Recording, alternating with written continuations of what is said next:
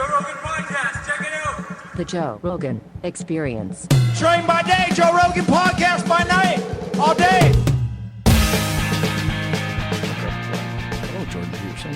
I didn't even notice you have a two-tone suit going on. Can You're I tell a you wild about this man. suit? Please do. Okay. Well, What's happening with that? company made this for me, LGFG. They made me a dozen suits. Yeah? One for each rule from 12 Rules for Life. Ah. The rules are printed on the back of this underneath the collar.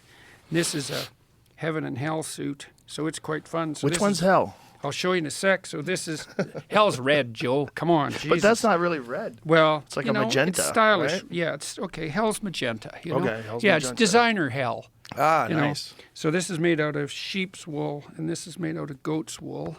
So that's pretty funny. And then in here you've got your basic heaven lining and your basic hell lining. Okay. Yeah. So I don't think I've ever seen a man Sheep's- walk around with a. I think you're one up. am I one up? Yeah, you're one up. Are you? No, that's No, good. you're It's good? It's, Oh. it's double-breasted. Double-breasted. Yeah, Fancy. Yeah. I've got one suit with you in the lining too. Oh, no. I was going to wear it today. I thought about wearing it. It's a black suit with platinum wires in it, which is kind of cool. And inside it's got black and white images of like really sharp, harsh graphic images of you and Brett Weinstein and Ben Shapiro and Russell Brand and, you know, as an assortment of the Oh, that whole Sam intellectual dark Harris web too. thing. That's Sam's the guys, in there. man. Sam's in there too. Yeah, yeah. I still have hope for Sam Harris. Yeah, me too. Me too. Yeah, I hope he makes a comeback. So I mean, he's not really going away. He's just got some weird opinions. yeah, well, But he's there's plenty of that floating around. Well, you know, I think when you have like complex, fascinating brains, they go off in all kinds of different directions. Don't you think? This is one of the dangers of being creative, right? Most creative ideas are wrong, and a good section of those wrong ones are fatal. But now and then you get one that's necessary. So Yeah, we were talking about the Twitter files before Yeah. we got rolling and what the new stuff is. So the new stuff has something to do with AI and some sort of content moderation. oh yeah, well Tabby released some Twitter files today on Twitter obviously, and they're going through the code. Now I don't understand the technical details, but you know you don't exactly know when you see the output of a code generated system exactly what rules it's using to sort the information. I suppose that's the equivalent of shadow banning, and there was apparently all sorts of directives built into the code to amplify certain kinds of messages and, you know, de-amplify others. And so apparently Musk is doing what he can to clean that up. Ruben reported that the other day. Yeah. And then Tybee today, he was talking more about the whole Russian collusion fabrication. Yeah. So that's also real fun. Well, how about the one guy that was going after Trump, who it turned out was actually in collusion with the Russians? Oh, yeah, that's a rough one. Yeah. You know? Yeah. Well, the best defense is a good offense, you know, and so I guess. Yeah, I guess. I know. But We're in a it's crazy just like, world. why would anybody not think that was going to come around to get them? It's amazing how often people don't think that, you know, what they're doing isn't gonna end up aimed squarely at them. Well, this Twitter thing, right? Like, they never suspected that someone like Elon was going to come along and buy Twitter and then, in an unheard of tactic, have a bunch of journalists review everything in all of their Slack meetings and all their emails, look under the code, look under the wiring under the machine and find out how it was actually running. And why? I mean, the fact that anyone would ever think that any of this stuff is a good idea, that people don't understand, like, the dangers of censorship. They don't understand where this leads to. Yeah, well, we're seeing a little bit of that emerge on the right now, you know, which is kind of frightening to me. So I'm an admirer in many ways of what's going on in Florida, you know, with DeSantis. But him and Rufo, who I also think has got a bit of a clue, are trying to, what would you say, limit or even ban critical race theory. And the problem with that is you can't define it, right? Right. So how do you control something you can't define? And the answer is you battle it out on the battleground of ideas. Because as soon as you start to try to define it and then try to censor it, well, first of all, that's just going to grow because that's how those things work. You know, like where does critical race theory shade into Marxism? Well, who the hell knows? Where does Marxism shade into socialism? Well, that's an even harder question. Then where does socialism shade into, just being on the side of the working class? Well, all that's fuzzy beyond belief. And so once you get to the point where the government has to step in and regulate, say, what education systems are doing, you're already in deep trouble. And because I don't see how it can really be done. Because I can't define critical race theory. More or less you can get some sense of the cloud of ideas that's associated with it. But trying to draw the lines, how are you going to do that? And then, of course, you enable, inevitably, no matter what your goal is to begin with, you're going to control a certain form, let's say, of pathological communication, misinformation. That's just going to play into the hands of people who like to censor, and that's just as likely on the right as it is on the left. So, no, it's a real dangerous game. Is the problem like the term critical race theory it's open to interpretation? Yeah, well, it's often even hard, except in retrospect, to understand a lot of what these things actually are, because new clouds of ideas emerge and they kind of have an animating spirit, and they have a set of associated, what would you say, presumptions, and you can often only see what that is in retrospect. It took me a long time to understand whatever existentialism was enough to sort of define it, phenomenology, these different schools of thought that occupied the thoughts of psychological investigators over a couple of centuries, postmodernism, modernism.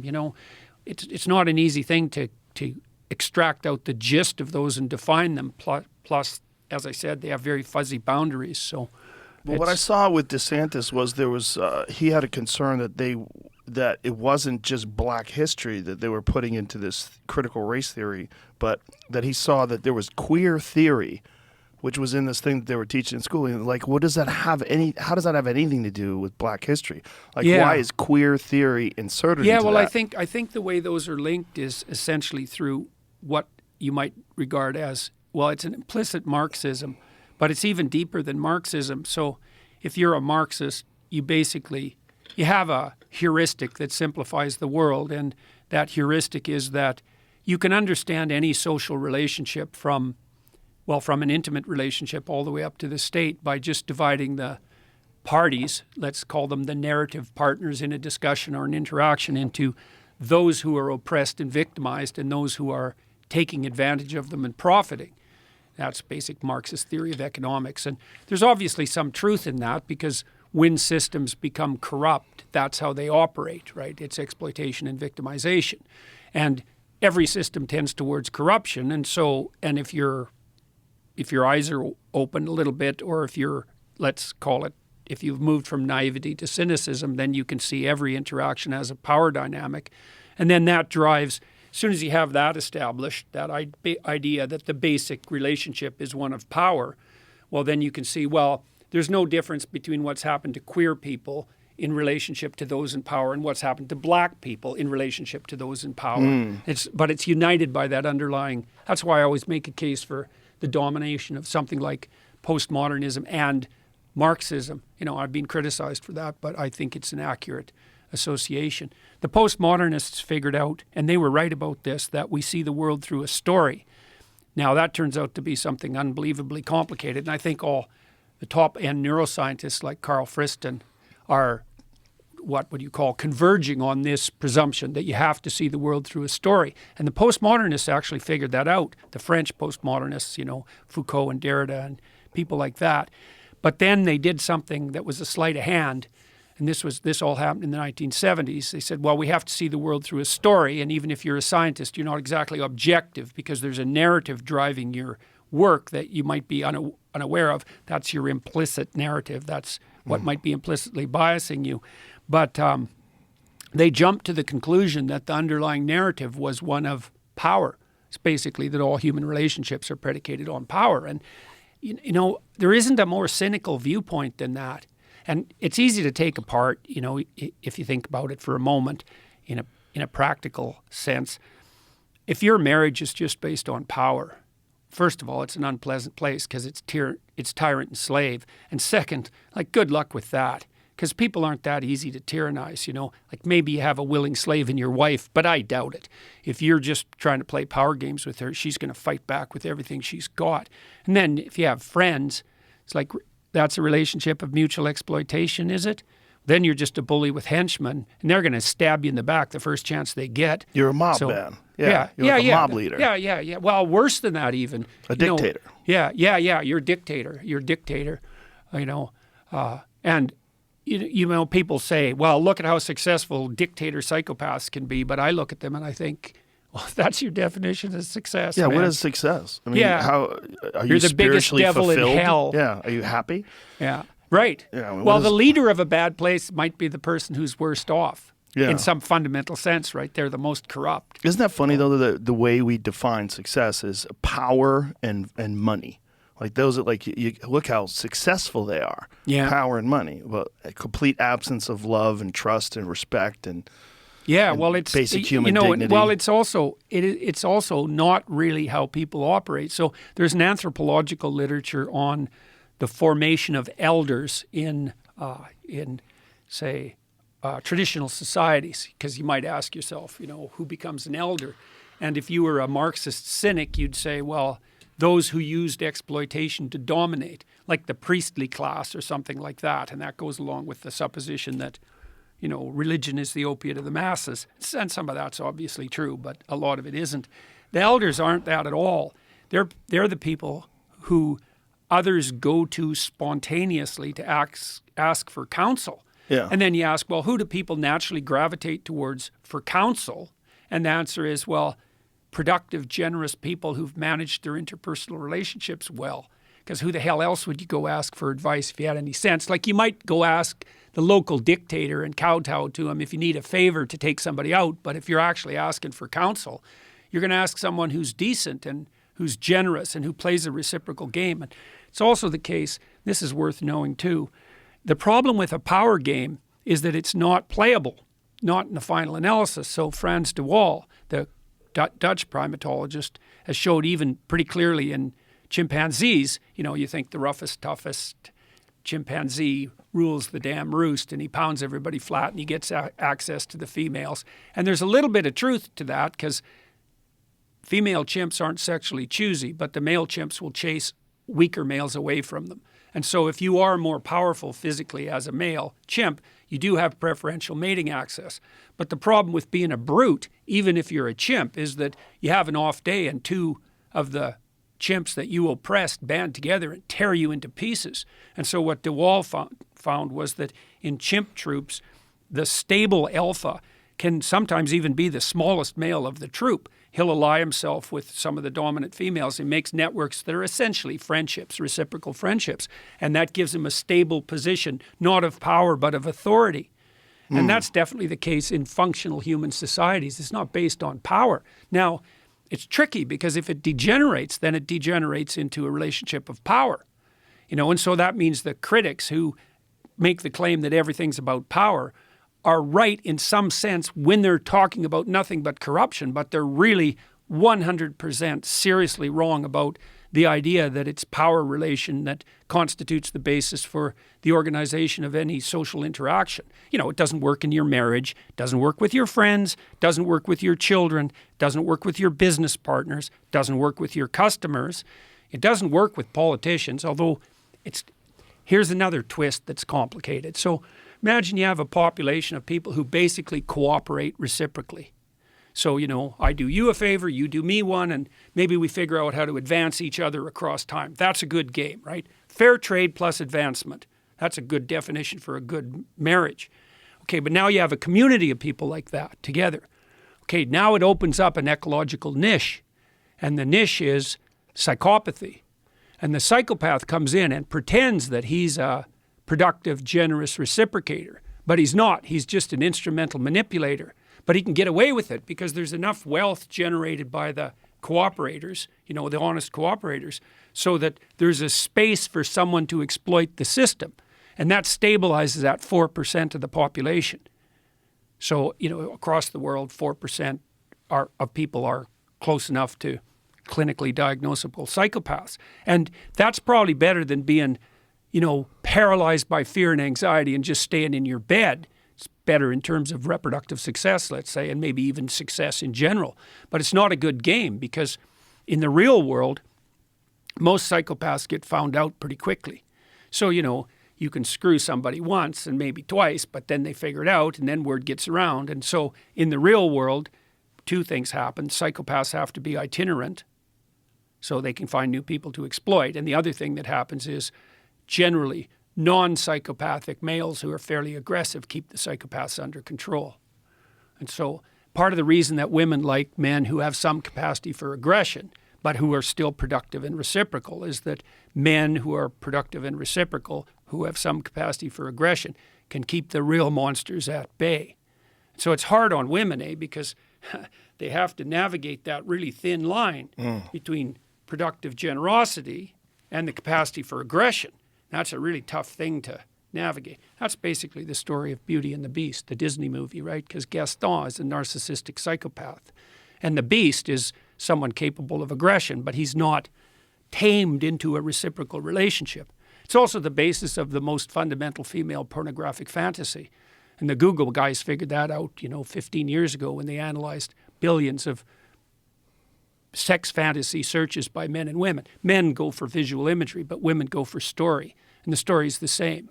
It's, innocent young woman with a lot to offer, but kind of hidden, finds some male, 5 categories of men: vampire, werewolf, pirate, surgeon, billionaire.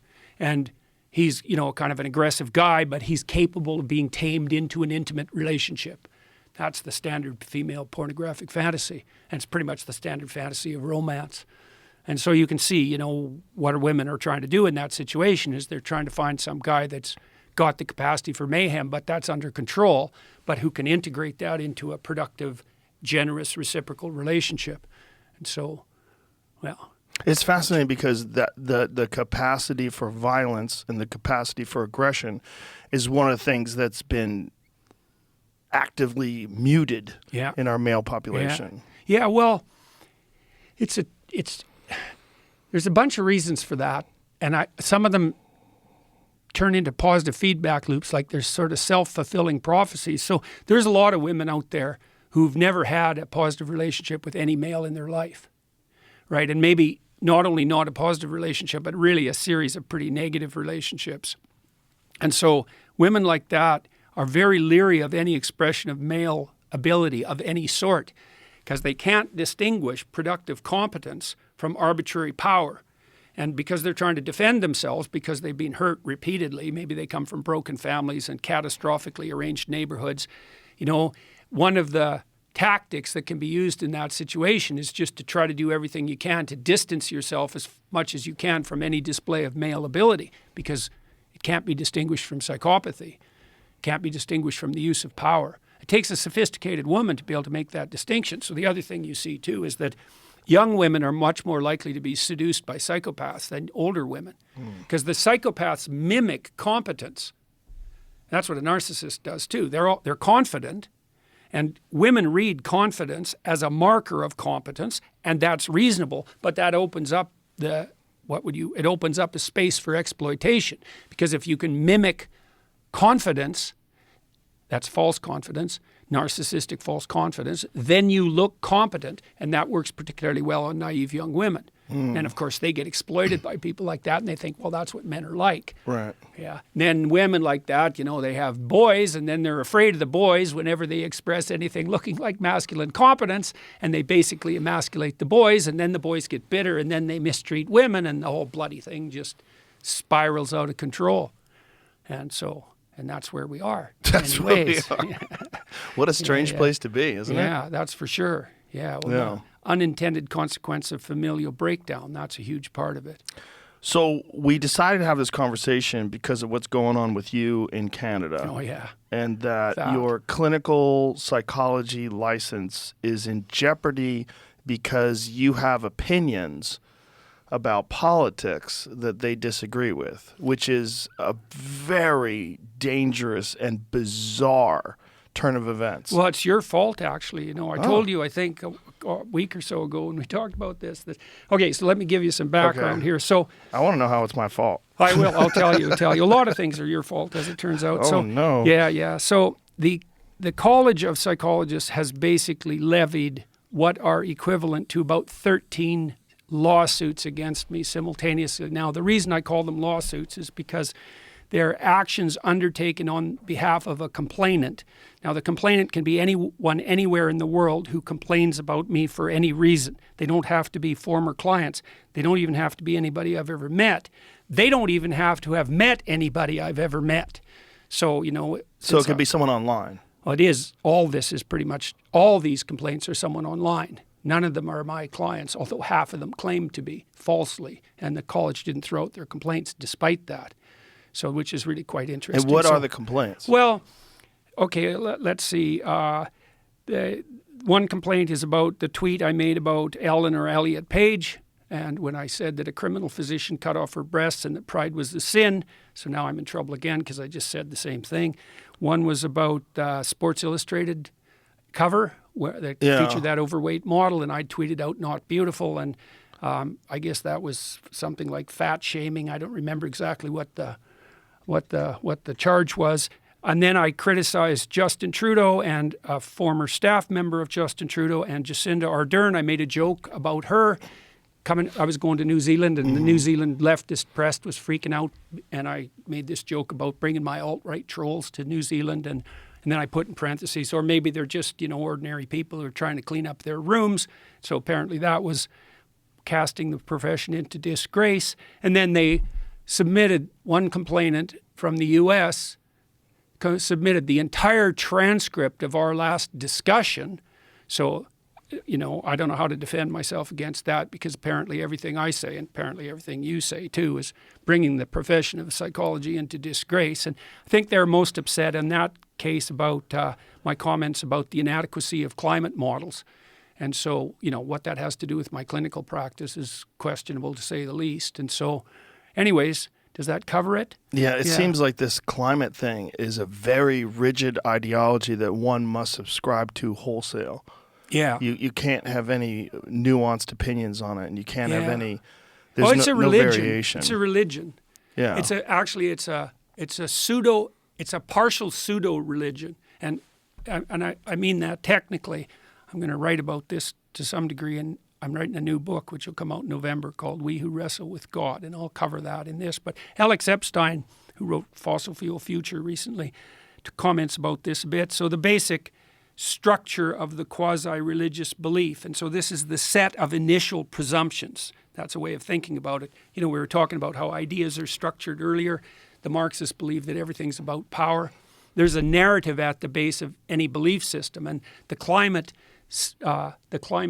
pseudo-religion is based on characterization of nature as something like a hapless, hapless, defenseless, fragile virgin. The industrial activity of mankind is characterized as something like a rapacious, power-mad, demolisher of natural virginity and beauty, and then the human being the individual is characterized as nothing but a devouring mouth whose activity runs contrary to the untrammeled beauty of the planet, and that supports the activity of the tyrannical patriarchy. That's basically it. And so the reason that narrative has force is because it draws on underlying religious archetypes. And so to characterize the world properly, you do need to characterize the positive aspect of nature, because you have to live in something approximating a reciprocal harmony with nature. Because if you just eat everything and devour everything in your local landscape, well, then you die. So that's a bad idea. So you have to have some sense of the value of nature. Now, you also have to have some sense of the fact that if you were dropped in the jungle naked in the Amazon, you'd be dead in about 48 hours. So you also need a figure to characterize the negative element of nature, and that's completely absent from the environmental myth. That's part of what makes it pathological. And then with regard to the rapacious tyranny, let's say, well, any industrial system or any human organization can exploit the natural world to the point where that's not sustainable, and it can become oppressive and tyrannical. That's the evil king, ancient part of religious mythology going back as far back as we can chase it. So you need a representation of the negative aspect of society, because you send your kids to school and they kind of get turned into these cookie cutter kids, and that crushes their innate, what would you say, difference and beauty, and it's all the pain of having to be socialized. And you have to understand that there is this oppressive element of culture. And so, but then, you should also wake up and notice that you've got the wise king too, and that means you plug in your damn toaster in the morning and the electricity works, and you go out on the street and everyone isn't rioting, and there's workmen who are knee deep in the sludge trying to keep everything going, and you're not starving to death like everybody on the planet was in 1860. And so a little gratitude for the positive end of the patriarchy is in order too, and that's completely absent in the environmental view.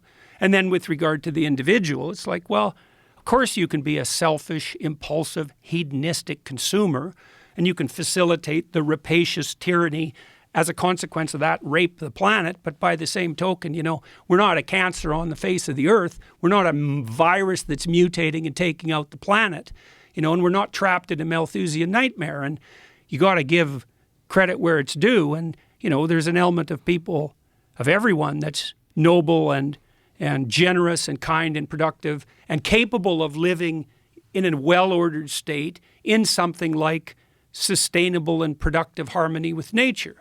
You only get half that story. Now, if you have no comprehensive underlying cultural narrative, which is increasingly the case in our society, and someone offers you when you're a teenager half the religious story, that'll just snap you up in a second, because it helps you order your relationship with the world. It gives you a pathway too, eh? So Jean Piaget, the great developmental psychologist, he called the last stage of adolescence the messianic period, the messianic stage.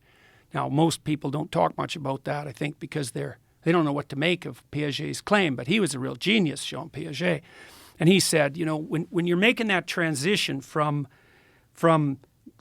the group identity that you're chasing as a teenager to becoming an individual, and that's not a journey everyone takes, because lots of people just get lost in group identity, you're going to be looking for a pathway that's essentially heroic. And what that pathway should be is that you identify with your culture deeply, you are socialized deeply into the traditions of your culture, but you're also capable of transcending it. So then you become a culture creator as well as a disciplined member of culture. But young people need to be offered something like a vision of destiny in order to catalyze their identity. And we're very, very bad at that, except on the ideological front. So the woke types come along and say, the planet's a virgin, the great father's a tyrant. You could be a hero if you just stood up to that. And the kids think, well, I'd like to do something important with my life. And so they're just caught into that immediately. But because it's a one-sided story, a one-sided religious story is an ideology. And a great representation of that is what they've done with Greta Thunberg. Yeah, exactly. It's so funny, because I thought 10 years ago, we live in the delusion of a disturbed 13-year-old girl. How did that happen? And then, Greta Thunberg showed up, and I thought, oh, well, there we go. Now we've got the 13-year-old. I feel sorry for her, because she was chased into this apocalyptic terror that we're trying to enforce on all our kids. And then you think about her position, so now she's all afraid, and her mother's facilitating that like mad. And then, she announces her fear, her neurotic fear, essentially. It's driven by negative emotion. And, Macron says to her, oh my God, Greta, you're absolutely right, and bows. It's like, what the hell's a girl to think? Because what she really wants is to freak out a bit, and for someone calm and reasonable to say, hey, look, kid, the apocalypse has always been on us. It's always the case that the future has the possibility of being dreadful. But, we've conquered terrible things in the past and overcome massive obstacles, and there's no reason at all not to assume that we can do the same thing. That's a very important point. Well, yeah. It's such an important point, because there's never been a time ever where everything was perfect. Well, that's for sure. There's never been a time ever environmentally where the earth was stable. No. If you go, I mean, stable, currently you can kind of like guess what the weather's going to be. But if you look at like models of like thousands of years, it's never been flat. It's always been up and down, heats up. Well, the Earth it was freezes. an ice ball many times. Many times. Yeah. So yeah. Well, Randall Carlson was saying there's been times in our like distant past where the CO2 levels and the oxygen levels were so fucked up that we were close to losing all life on Earth. right.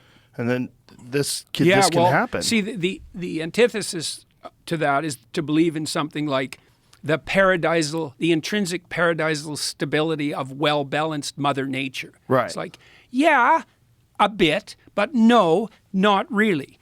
There's a lot of variability, a lot. And of course, that kind of variability, that's hard on people because you want a certain amount of stability so you don't die. Right, but it doesn't deny that human beings have an impact on this either. No. Well, this is why I really respect Bjorn Lomborg, because Lomborg's hard to grasp because he forces you to think complexly. He says, well, we don't have one problem, carbon dioxide, which is, I don't even think it's clear that carbon dioxide is actually a problem, but we can leave that aside. That'll get me in trouble with the College of Psychologists again. But, Lomborg says, it's look, a factor. Yeah, it's a factor, yeah. But there's lots of factors, and God only knows what the most pressing problems that confront us truly are. When I wandered through the ecological sustainability literature about 10 years ago, and, I concluded a couple of things. One was that the best way forward to a sustainable planet is to make everyone who's poor rich as fast as you possibly can. And that's Lomborg's position, not too. to put limits to growth on, because Right. turns out if you get people above about $5,000 a year in average GDP, they start taking a long-term view of the future instead of scrabbling around in the dirt trying to get lunch, and you're going to burn everything up around you to stay alive if you have to. Right. But if you got a bit of wealth and now you can think over, maybe a 20-year period, which is quite the damn luxury, then you actually start being concerned about, the quality, the aesthetic quality of the local environment. And so I was so excited when I found that data because I thought, oh, this is so cool. It means that we could have our cake and eat it too. We could work really hard to provide cheap, reliable energy, at the lowest cost possible to the widest number of people worldwide. And the emergent consequence of that would be the whole planet would clean itself up. So wouldn't that be great? Because we could make our goal the eradication of absolute poverty, which we actually done pretty good at eliminating over the last 15 years, but we could really make that a goal. And then one of the consequences of that, inevitable consequences, would be a greener and healthier planet.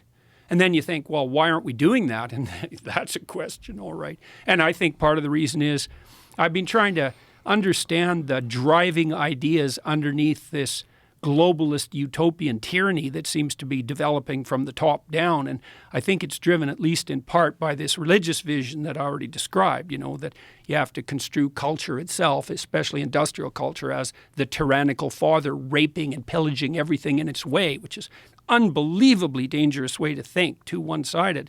And the idea that you have to impose limits to growth on people in order to have a sustainable planet. And that's allied with a view that probably stems all the way back to people like Paul Ehrlich in the 1960s, who really believe,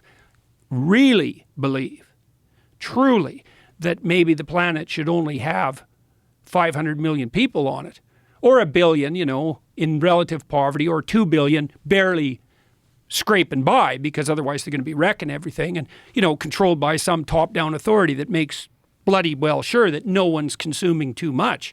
And so when I look at ideas like that first assumption, the planet has too many people on it, it's like, I don't like to hear people say that, because when I hear that, I think, okay, buddy, who exactly are you thinking about getting rid of? Oh, well, it's not like that. It's like, yeah, it's like that. It has to be like that. It is absolutely like that. And so, it's easy to get all paranoid conspiracy theorist about the WEF, say, and maybe there's some utility in that. But, I don't think anybody's sitting at Davos going, well, we got to scrap 7 billion people. But if the underlying narrative is the one I just described, virginal planet, tyrannical patriarchy, and rapacious individual, and you believe, well, we're overpopulated, like Paul Ehrlich has believed since really literally the mid-1960s, then how is it not going to be that the policies that you craft stemming from that narrative are colored by the belief that there's far too many people? And I've really felt that I've been at war for the last 6 months. And I would say it's war because what I observed happening in Europe when I was there last was that, well, and you can see this, you don't have to be in Europe to see it, but it's more direct if you're there, is that it's pretty damn clear that the globalist utopians are willing to sacrifice the poor for the sake of the planet. And they're doing that by cranking energy prices up through the roof, and that means that people die. Lomborg has estimated that maybe you have to turn your thermostat down by 3 degrees, right? Save the planet. We don't have enough energy. We'll pay you not to use your electricity between 5 and 6, which is what they're doing in the UK. You turn your damn thermostat down 3 degrees, that sounds like nothing. But if you're old, that radically increases the probability that you'll get a respiratory disease and die. And if the Europeans would have had a cold winter, and that could still happen, Lomborg estimated it'd wipe out 135,000 people. It's like, well, we're just making energy more expensive. It's like, what do you mean you're just doing that? So imagine the economic system. It's a pyramid. There's a bunch of people at the top. They have almost all the money. That's par for the course for any productive system. Any system that's productive ends up with a distribution like that. It's like a law of nature. And then you move farther down the pyramid till you get down to the bottom where most of the people are, and they're barely clinging on to the edge of reality, right? It doesn't take much of a crisis to tip them into, death. And then you crank up energy prices. Well, what happens is you just take a bunch of those people at the bottom of the distribution, the poor that the left is so, hypothetically concerned with, and they're just done. They go from barely hanging on to not hanging on. And their kids go from having some ghost of a chance of opportunity to having none. And I could see this coming. You really saw it happening in Germany and the UK, where we have this absolute rat's nest of way more expensive energy. And this is where it gets extremely perverse. You might say, okay, look, we have to save the future poor. And so now some of the present poor are going to have to suffer. Well, that's convenient for you if you happen not to be one of those poor people, but let's give the devil his due and say, okay. It's like, that'd be fine with me. Not really. That'd be fine with me if the consequence of your actions, raising energy prices, for example, actually produced an improvement in those things you wanted to improve. So, for example, energy is more expensive, but now the air is cleaner. But that isn't what's happened in Germany. Right. What's happened in Germany is energy is like 5 times as expensive, and the coal plants are back on. So it's like, even by your own criteria for success, you failed, and you did it at the expense of the poor. And, the World Bank estimated, I don't remember how many months ago, it's probably 9 months ago, that we're putting 350 million people on the brink of starvation because we're cranking energy prices up. And so for me, it's like, that's 350 million people. That's 3 times as many as the communists killed, in their 6 decades of trying. And if your cure for the planet is, well, we got to put 350 million poor people in jeopardy just so that things are hypothetically better in 100 years, I think, yeah, I don't think so, buddy. And also, it's a little bit too convenient for me that your prescriptions to save the planet are accompanied by this insistence that the only way forward to that is to give you all the power. It's like, there's a bit of a moral hazard in that, don't you think? It's like, I'm just saving the planet. Give me all the power. It's like, you want to save the planet, or do you want the power? And let's put the second one first, because the probability that you're a saint or the Messiah is pretty damn low. So that's the danger of the Davos crowd. It's a very bizarre narrative that doesn't get challenged. And I don't hear this very nuanced, complex perspective like what you're laying out right now. I don't hear that often. And no, I don't hear it at all. I hear it from you and maybe a couple other people that I actively seek out. But you would think that when you're dealing with such a complex issue that you would want to see the most brilliant minds think out, how does this play out? Yeah, like okay. What are the consequences? Well, so let's think about what mitigates against that. Okay, so first of all, young people are looking for a productive and visionary pathway forward. We already covered that a bit. But then there's a dark side of that too, and the dark side of that for everyone is that our reputations are very important to us. They're our most crucial currency, and what that means is that we're tempted to elevate our reputations in an undeserved manner, and we do that to gain social status with very little work, and so we're tilted towards being tempted by theories that provide us with an easy way forward to that. And so one is, well, I'm a good person. Well, how do I know that? Well, I'm concerned about the planet. Well, that's a complex problem, the planet, right? That's a trillion problems, not one. I'm concerned about the planet, therefore I'm good. But that's complicated. You got to take it apart. No, you don't. You just say, well, the planet only has one problem. Well, what's that? Untrammeled industrial activity and the rapacious nature of the consumer. Okay, what's the output? Too much carbon dioxide. Okay, I'm against carbon dioxide. Well, bang, you're the messiah, with no work. And then someone like Lomberg comes along and says, hold on there, guys. We got like 30 problems, not one.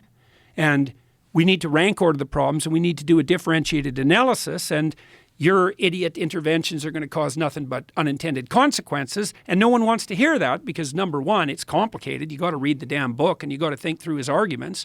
And number two, well, now where are you going to get your cheap moral virtue? You can't just be the messiah by waving a banner that says, I don't like carbon dioxide. And so that runs against a very, very deep narcissism. And so that's part of what stands in opposition to people, especially people like Lomberg. And that's accentuated by social media. Yeah, definitely. Like greatly. Yeah. Well, social media is a great place to garner unearned social reputation. Yeah. I mean, it can be gamed, and it is gamed. And we also even know the nature of the people who game it. There's a whole emergent psychological literature concentrating on dark tetrad traits. So we could walk through that a little bit. So the standard personality models that produce the big five, extroversion, neuroticism, agreeableness, conscientiousness, and openness, they were derived sort of with a primitive AI, that's a way of thinking about it, that looked for patterns of description across huge corpuses of linguistic data. How do people talk about each other? It turns out they talk about each other using 5 dimensions, and those are the dimensions I just described. But the people who derived the big five didn't use evaluative descriptors. They threw anything out that looked like a value judgment. So, for example, you might say of someone, he's a good person, and you might say of someone else, he's a malevolent person. Those descriptors weren't included in the big five corpus because they were trying to derive a model of normative personality. Okay, so, but that meant that the pathological personality wasn't encapsulated or well defined. Now, this guy Robert Hare, who worked at University of British Columbia, is world's leading authority on psychopathy, and he interviewed hundreds and hundreds of psychopaths and was always fooled by them, by the way. And then he had a student, Del Paulus, who works at UBC, and Paulus developed a model of personality that was based on pathology, like on the dark side. And he called that the dark triad.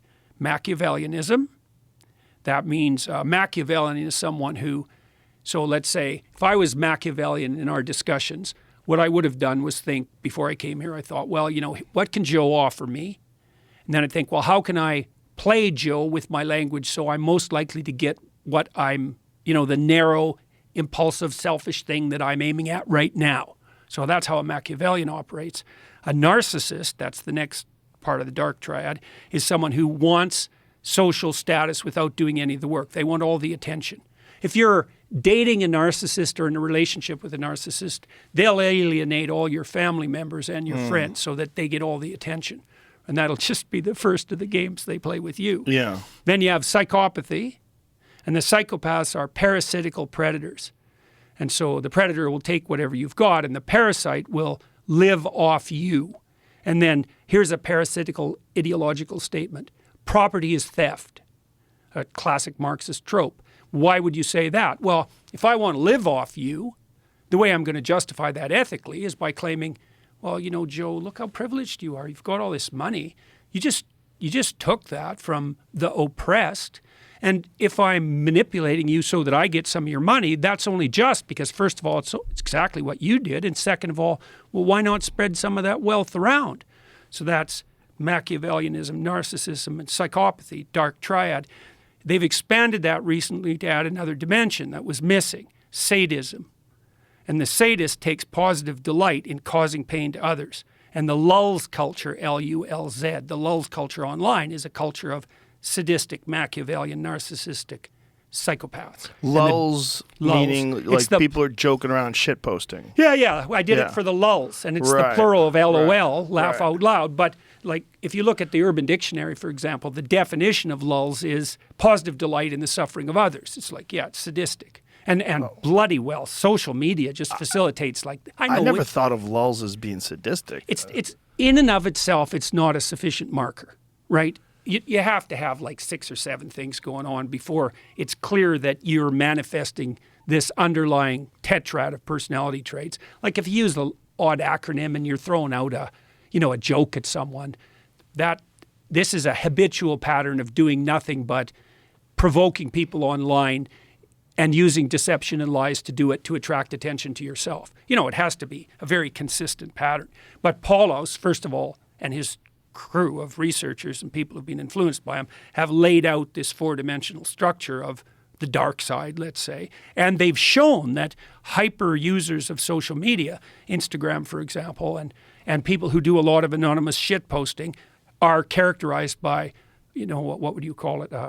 Domination by those 4 traits. And part of the reason for that, this is very, very dangerous to our whole society, I think, is that you got to ask yourself what keeps the psychopaths under control in the normal population.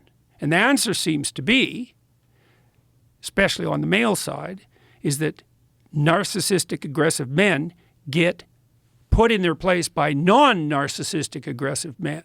And that usually has to do with something like the threat of physical intervention. You know how it is if you get a bunch of guys together. I can make a joke about you, and I could even make a joke that was that sort of put you down. But the joke would have to be funny. You'd have to have the opportunity to reciprocate, and you'd have to believe that I was doing it in good spirit. Because if I just used the opportunity to, stick the knife in, we're not going to get along with each other very long. And we know that, and men know that when they talk to each other. And so part of what keeps dialogue among men civilized is the possibility that it won't be civilized if it goes too sideways. And everybody knows that. But there is none of that online. Because anybody can post anything about anyone, no matter how denigrating and derisive, especially if they do it anonymously. And there's zero consequence. In fact, quite the opposite. If they're good at it, they get a lot of attention, and the social media companies will monetize it. And so not only is it not inhibited, it's actually facilitated. And this isn't a trivial problem, because if the psychopaths multiply enough, they take the whole society out. So I think virtualization enables psychopathy. And it's worse than just the trolling bit. That's bad enough because it pollutes political dialogue and it makes everyone think that everything is more unstable than it really is. But online criminality is actually a terrible plague. I don't think there's an old person in North America who isn't being targeted by some gang of psychopaths who's, documented all of their interests and their locale and who knows how much money's in their bank account and who's doing everything they possibly can at every second to leverage access to it. That's just happening continually. So well, that's certainly algorithms, right? For a lot of people that get trapped into these sort of situations where people are constantly throwing at them things that are opportunities for them to either make money or get this or get avoid a refund pain. or Get a refund. You bet. Or they befriend them. They get it in, and some lonely old character who's not functioning cognitively quite like he used to. He gets sucked in by someone pretending to be his friend and offered a great investment opportunity. Yeah. And it's very, very, very difficult to track this sort of thing online. So you get the real enabling of the criminals because how the hell, if they're anonymous, how the hell do you keep them, how do you hold them to account? And then a secondary derivation of that is something like trolling. And that's really not so good either because if the psychopathic, narcissistic, Machiavellian sadists are dominating the political discourse, then ordinary people look at that and think, oh my God, everything's going to hell. Everyone's really extreme, and really it's a non-random sample. And so, I can really see this in my own life, because if you just looked at me virtually, you'd think like I was the world's most embattled person in some way, maybe not the world's most, but I'm up in the top 10 maybe. But in my real life, then that, like, I don't have any problems. I go around from town to town or from city to city, and every interaction I have with people on the street is positive. They either don't know me, which is fine, or they do, and then we have a positive interaction. And I've only had like 3 negative interactions with people in real life in the last 6 years. Like, they stand out because they're not fun, but they're extremely rare. But online, it's like, well, 50% of the people oppose Jordan Peterson. It's like, no, they don't. It's not even 1%. So we're building a virtual world that doesn't sample the real world very well, and that's not much different from building a delusion. So not good. Very, very unsettling. So, That's Twitter. yeah. Well, it's certainly Twitter before Elon Musk came along. Yeah, well, Twitter's better, but it's still quite the snake pit. Yeah. You know, one of the things I think might be done about that. See, I don't think that I've made this claim on Twitter that there's something cowardly about anonymous posting, and I'm not going to retract that because I believe that in 99% of the cases that's true. Now, people say, well, you know, if you're a whistleblower, you have to be anonymous. And what about people in totalitarian states or in a company? Well, same, that's the whistleblowing problem. I think, 1% of anonymous posters are heroes, but like 80% of them are Machiavellians. And so... Well, but there's also the factor of people that don't want to get in trouble at work. Yeah, I know. Well, that's kind of the whistleblower problem. But not even whistleblowers. I mean, people that just have opinions that You mean that might get them in trouble with the College of Psychologists in Ontario, for example? Yes. Yeah, I know. And yes. so, well, I think one of the ways of handling that technically, what I'd like to see happen at Twitter, for example, you know, not that I'm in a position to know because I know it's complicated, is I think the anonymous types should be separated from the real people. So you could go visit them and see what they have to say, but the verified people, you know, their comments are either at the top or in a different place. Because I don't think that we can set up a playable game online when the anonymous trolls have the same rights as the verified responsible people. And I also think, and I don't know what you think about this, Joe, but, you know, let's say you want to be a whistleblower, you want to say something that's going to get you in trouble at work. So you want to do it anonymously. It's like, well, maybe you're shirking your responsibility. Because maybe you have a responsibility, you know, and I could be persuaded alternatively, but maybe you have a responsibility if you have something to say it in your own voice and to put yourself behind it. You know, and maybe you're taking the easy way out by not doing that. And, you know, I don't want to say that about every single person who posts anonymously, but, you know, tyranny emerges when normal, honest people are now afraid to say what they think. And when the tyranny is complete in a totalitarian state, no one ever says what they think about anything. Everyone lies all the time. And I see part of the pathway to that, the unwillingness of ordinary people to take the consequences of their truthful speech. You know, and I also think that's detrimental to them because I think that you find the adventure in your life. I think this is certainly true of you. You find the adventure in your life by standing behind your words. Like, that's you, right? Those are your words. If you're telling the truth, that's actually you. And there's going to be consequences. And sometimes they're going to be negative. But do you really think that the consequences of telling the truth in your own voice are negative? You think the world's structured like that? Jesus, that's a dismal view, man. Well, it depends on the amount of autonomy you have. It depends on the amount of resources you have. Yeah. I mean, let's take, for example, nurses. Nurses who had contracted COVID during the pandemic and had developed natural immunity. There was already studies that showed that natural immunity was superior to the immunity that was imparted by the vaccine, but yet they were being mandated to take this vaccine. Yeah. And a lot of them had some serious apprehensions about it that were logical based on people that they knew that had adverse reactions. And now we're finding out more and more how common those adverse reactions were. Now, if these women stepped up or these men who are nurses stepped up and said something about it publicly, they would be fired. Yeah, well, look, when I was working as a clinician, I had lots of clients who were in that position. You know, they're at work and they're being tyrannized by sometimes it was DEI types, and sometimes it was DEI? just diversity, inclusivity, and equity. Oh. You know, the woke ideologues who were coming for them and not letting them say what they wanted to say politically. And sometimes they were just being tyrannized by garden variety narcissists. You know, their bosses were that sort. Yeah, and it was crushing them. And you know, it's easy to say to people like that, well, just stand up to your boss, but they often were rather constrained in their employment opportunities, and they had families. And so you can't tell people, well, just go shoot off your mouth stupidly, get fired and taken out and mobbed and let your family starve. That's a pretty dumb strategy. But what we would always do in the therapeutic endeavor with someone in a situation like that was to situate themselves in their life so that they could afford to abide by their own truth. And so that might mean if you're in a job, let's say, where you don't have freedom of expression, you get your resume or your CV polished up so that if necessary, you could make a lateral move relatively quickly. Maybe you send out some job applications just to test the market. And if you're not marketable, maybe you pop up your skills. And then maybe if you're in a position where you're vulnerable because someone else has got control over your tongue, maybe you work real hard to put some other ground under your feet so that you can't be taken out so easily. Like when I opposed the Bill C-16 in Canada, the mandatory pronoun bill, like I knew that would cause a psychological epidemic. I told the Senate that back in 2017. I said, you guys don't know what you're doing here. You're going to confuse a lot of adolescent young women, and for every girl you hypothetically save who has body dysmorphia, and that'll be a vanishingly small number of people who are actually saved, you're going to doom like 300.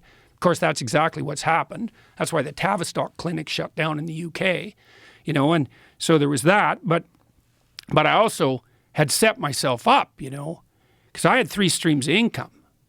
I had my university salary, I had a clinical practice, and I had a business. And that wasn't accidental. I knew from my clinical practice that if you wanted to say what you had to say, you had to put yourself in a position where you couldn't be easily taken out by the mob or the tyrant. And then I would say, well, if you're not in a position where you can afford to say what you have to say, then that's an indication that you haven't positioned yourself optimally existentially. You haven't positioned yourself optimally in life. Your foundation is too weak. And so, maybe it'll take you 3 years to fix that, so that now you're grounded firmly so that a casual objection from your boss or even being fired isn't going to take you out. It's not like that's easy. But abiding by the truth isn't easy. The only thing, but it's a lot more preferable than abiding by falsehood. That's the problem, right? Of course, abiding by the truth isn't easy, obviously. But, what sort of devil do you let into your head if you abide by falsehood? And some of that might be just not saying what you have to say. And that's not just, Mostly we regard sins of commission as more egregious than sins of omission. An outright lie is worse than just failure to say what you know to be the truth. But when enough people are silent about things they know they have something to say about, then you have a tyranny. And so, well, we haven't sorted through all this, very well in our society, but I think it's morally incumbent on all of us to set up our lives so that we can afford to tell the truth. And if you can't, well, then you think, no, you haven't got the hatches battened down, right? The walls of your towers, your fort aren't high enough. You're not properly armed. And you should be, because the mob's coming for you. And so is the chaos of nature. And you bloody well better be prepared. And so I think if you're anonymous, you're depriving yourself of the necessity to put yourself in a position where you can tell the truth. Now, think about what happened to you. Now, you tell me what you think about this. I've been watching you for a long time, and it's quite remarkable seeing the impact that you've had that keeps increasing across time. But my experience with you is that, you have your opinions, your perspective, and you'll put them forward. But mostly what you do is you ask people questions that you actually have as questions, right? As far as I can tell, you're mostly trying to figure out what the hell's going on. And so that's honest. And it's honest exposition. It honestly exposes your own ignorance as well. And, you can take the audience along as a consequence of that. And for you, the consequence has been, you've gone from just doing this podcast, sort of a side thing for you, at least when it started, to being, I don't know if there's anybody who has more impact as a single individual on the media environment worldwide than you do. And that's all a consequence of actually truthfully admitting your own ignorance and saying what you had to say. And I know you were set up to do that because you had multiple streams of income, and you couldn't easily be taken out. You'd already accomplished things in a multitude of spheres. But think of the consequence of that. You think, well, would that happen to anybody who did everything they could to ask stupid questions and tell the truth? The answer is maybe. So you don't do that. You hide and you have your reasons. Your family's at risk. It's like, fair enough, man, but you deprive yourself of the great adventure of your life, and you contribute by remaining silent to pathologization of the whole society. So, well, that doesn't seem like a very good route to me. You're making sense, but it's a very, very complex situation for someone who has put all their eggs in one basket, like particularly someone who's a nurse who has to work long hours, doesn't have another stream of income, and isn't really making enough money to have a nest egg saved away. Yeah, you bet. Yeah, maybe a single mother. And right. Yeah, absolutely. Well, there's a woman in Canada right now, a nurse whose name, unfortunately, I forget, who's being hauled over the coals by her college for, making the radical claim that there are only two sexes. And so I know. And part of the reason I'm pursuing this action with regard to the Ontario College of Psychologists, well, there's two reasons, really. Three. One is, leave me the hell alone, guys. You've been on my case nonstop for 7 years. Not once before that in 20 years of practice. There's no complaints ever levied against me. It wasn't until I started to become, relatively well-known publicly that the college came after me. And 7 years of that gets to be a bit much, especially now that there's 13 lawsuits compiled up, and all of them are for political opinions, and half of them have been put forward on false grounds. But even that's not enough for me to engage in the battle. The reason I'm engaging in the battle is, well, first of all, you want me to do social media retraining so I communicate better according to your experts? It's like, experts by what criteria exactly? What's a social media communication expert? You got any documentation that even exists as a field? And how do you know that if you have that social media expert train me that I'm going to be a better therapist? There's no body of data that suggests that in the least. So I'm not going down that route. We should explain that, because so I've already been sentenced, right? Yes. This isn't a threat by the college. This is what the situation already is. I haven't been hauled in front of their disciplinary board yet, but they've already convicted me of disgracing the profession and sentenced me to an indefinite period of re-education. And that's the second most serious punishment that they can levy against a professional. The first is to take away the license. The second is to undergo this retraining and to publicly announce the necessity for that, which they've already done in my case. And so now I have to sit down with these experts at my expense for an indefinite period of time until I'm trained properly, whatever the hell that means, by the criteria of the so-called experts and the college. And that isn't pending an investigation. That's already in place. It's such a wild request, too. Retraining, just even the way they phrase it, it's so bizarre, so Orwellian. Yeah, well, like I said, it's your fault, because it's the whole transcript of our last conversation. I don't imagine they'll be that happy with this one. But the other reason I'm pursuing it, and to the degree that I'm able to keep my head clear during this process, because it definitely makes me angry, and really made me angry over Christmas when I was spending Christmas going through the minutiae of all these bloody lawsuits, trying to figure out what the hell they were up to, instead of, taking a bit of a break and having some time with my family. And so I was very upset about that. But to the degree that I'm upset about it, I'm not doing it right, because this can't be personal, can't be about me. Part of the reason that I want to pursue this, and part of the reason we're pursuing an objection to what they're doing on Charter of Rights grounds in Canada, is because they're interfering with my freedom of conscience and speech. And again, it isn't even the case that the reason that that's a problem is because it's about me. The reason it's a problem is because the colleges in general, like the regulatory boards of professionals, are doing this to everyone. Lawyers, physicians, teachers, massage therapists. There's all these licensed professions. And if you're a licensed profession, the government establishes a board of your peers to regulate conduct of the professionals.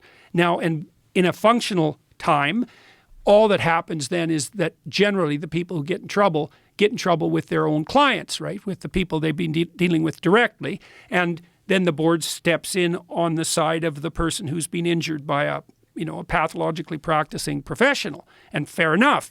But now it's been weaponized, and it's been weaponized as a political tool too. And it's not like activists don't know that. And it's so preposterous because I have 20 million people following me on social media. You know, and God only knows how many views of my videos, for example, or the interviews you and I have done. It's tens of millions. And like, how many people complained? 20 out of millions? And then the college didn't have to pursue those complaints. They have to investigate them. So I don't know what they're doing now because, of course, they've been inundated by thousands of complaints about their own behavior. So I have no idea what they're going to do about that. But they didn't have to investigate. They chose to investigate. And as I said, they did that despite the fact that half the complainants claimed to be my clients and weren't. So what we have here is we have 13 people who complained about me hypothetically doing harm to someone they didn't know, to someone who they didn't know, anyone who knew, as a consequence of things I said on social media. And that all of them, not only were they fourth-hand claims of harm, which, you know, no psychologist would ever claim that a fourth-hand account of harm constituted a valid measurement. So the bloody college is violating its own measurement standards by even pursuing this. But so not only are they based on fourth-hand information and then an outright lie, which is they were clients of mine, they're also predicated on the assumption that it's okay to go after a professional for expressing political criticism. Because, like, literally half of them are, well, I said something about Trudeau. I said something about one of his top aides.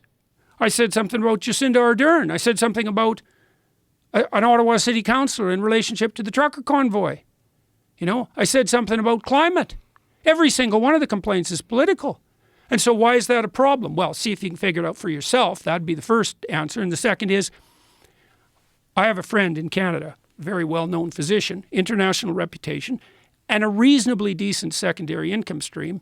And when this all hit, I reached out to him. He's a very brave guy. He's done a lot of writing that could easily get him in trouble. I said, look, maybe I could get you and Bruce Party, this lawyer at Queen's University, who's gone after essentially the college that functions for lawyers. I said, we should do 3 letters, same time, saying, you know, that the colleges are chilling free speech in Canada with psychologists, with physicians, and with lawyers. And he said he didn't have his house in order enough to dare to take on the college. And the problem with that is that I don't know anybody in Canada who's a physician that's more well situated than him or braver. And even he was loath to do it. He'll do it eventually, but not now. And so here's the situation we're in for all you who are listening. If you go to see a professional when you have a crisis, psychologist or a physician or a lawyer, let's say, you bloody well better hope those people are telling you the truth. So here's an example. Let's say you got a 13-year-old girl and she has body dysmorphia. That's very common among 13-year-old girls, especially if they hit puberty early, because when women hit puberty, their levels of negative emotion go up. That's a very well-established clinical finding.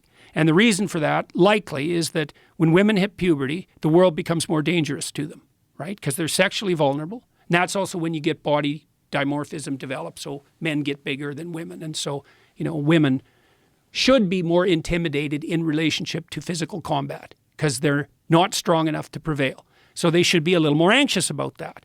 And so they're sexually vulnerable, so they should be a little more anxious about that. And then also, they should be a little more anxious because they have to take care of infants. And if you're going to take care of an infant, you should be a little more sensitive to threat because the infant is extremely vulnerable. So anyways, that kicks in women when they hit puberty. It's very well documented. This is why women have 3 to 5 times the rates of anxiety and depression worldwide. It's because their baseline levels of negative emotion are higher. Okay, so now, but that also translates into something very specific for women. So anxiety and depression, shame, guilt, all those negative emotions, they make you self-conscious. And self-consciousness takes the form of bodily shame in women, much more than in men. So if you're a girl and you hit puberty early, so you're dealing with the complexities of all that when you're still pretty immature, and your negative emotion goes up, the probability that you're going to negatively evaluate your body is virtually 100%. There's no difference, especially in women, between feeling bad about their bodies and being high in negative emotion. It's the same thing. So I just interviewed this Chloe Cole, who's detransitioning and suing her so-called medical professionals who rushed her into a double mastectomy at 15. And the wounds have never properly healed, by the way. And so that's her life. You know, and I basically ran her through a clinical interview. I said, hey, kiddo, you know, when you were 12 and miserable about your body, what the hell was going on? She said, well, you know, I thought more like a boy. She's a little autistic, so she's more thing-oriented than people-oriented.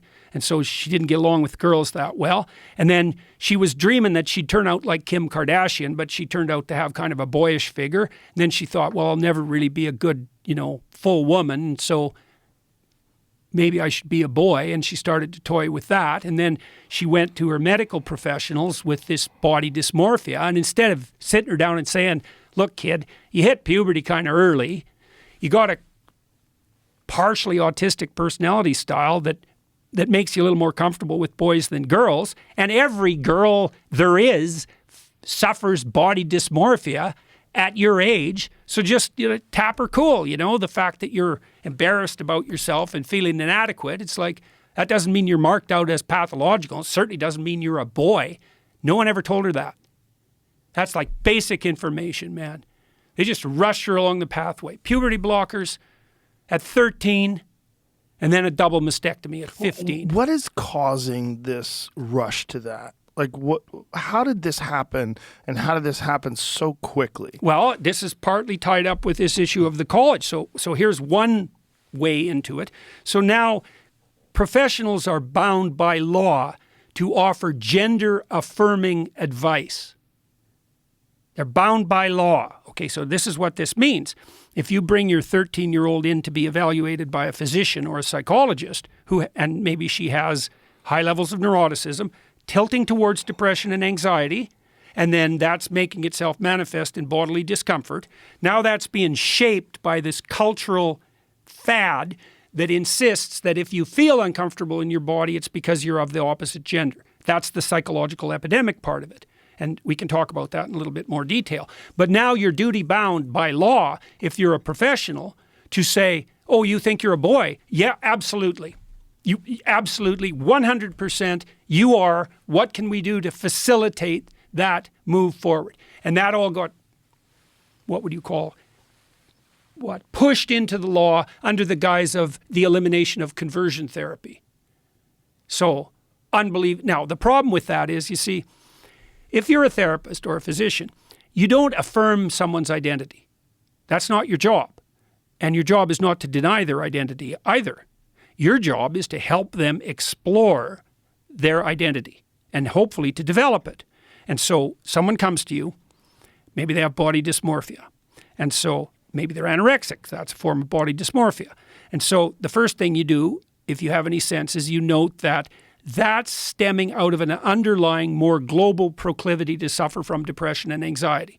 So that's the big elephant in the room, depression and anxiety. So if the trans activist types say, well, the body dysmorphic types are more likely to have suicidal thoughts, it's not because they have body dysmorphia, it's because they're prone to depression and anxiety, and depressed and anxious people are more likely to have suicidal thoughts. And maybe body dysmorphia adds a bit to that, but nobody really knows. Probably adds some. But the fundamental issue is one of depression and anxiety. So now you're suffering from, you know, unspecified self-consciousness, and the culture twists around to offer you a narrative. And the narrative is, oh, well, you're in the wrong body. And then the carrot is, and this is part of it gets extraordinarily pathological, is a lot of these kids who are suffering from this alienation are unpopular. And so, and now they're being enticed. It's like, yeah, well, you're not unpopular. You're interestingly special. So if you just take this carrot, you know, you're the opposite sex, all of a sudden you're not a victim, you're a brave, you're a brave seeker after your redemptive identity. And now you can be elevated and you can be treated specially. And my God, you know, if you're an unpopular teenager, how could anything be possibly more attractive than that? And then you also think, well, why are teenagers gullible in that way? You know, why do they go along with the crowd? And the answer to that is, that's what you're supposed to do when you're a teenager. That's your job, right? Because first of all, you're with your parents, and you're not yet a fully fledged individual. And so what you have to do is you have to become part of the group.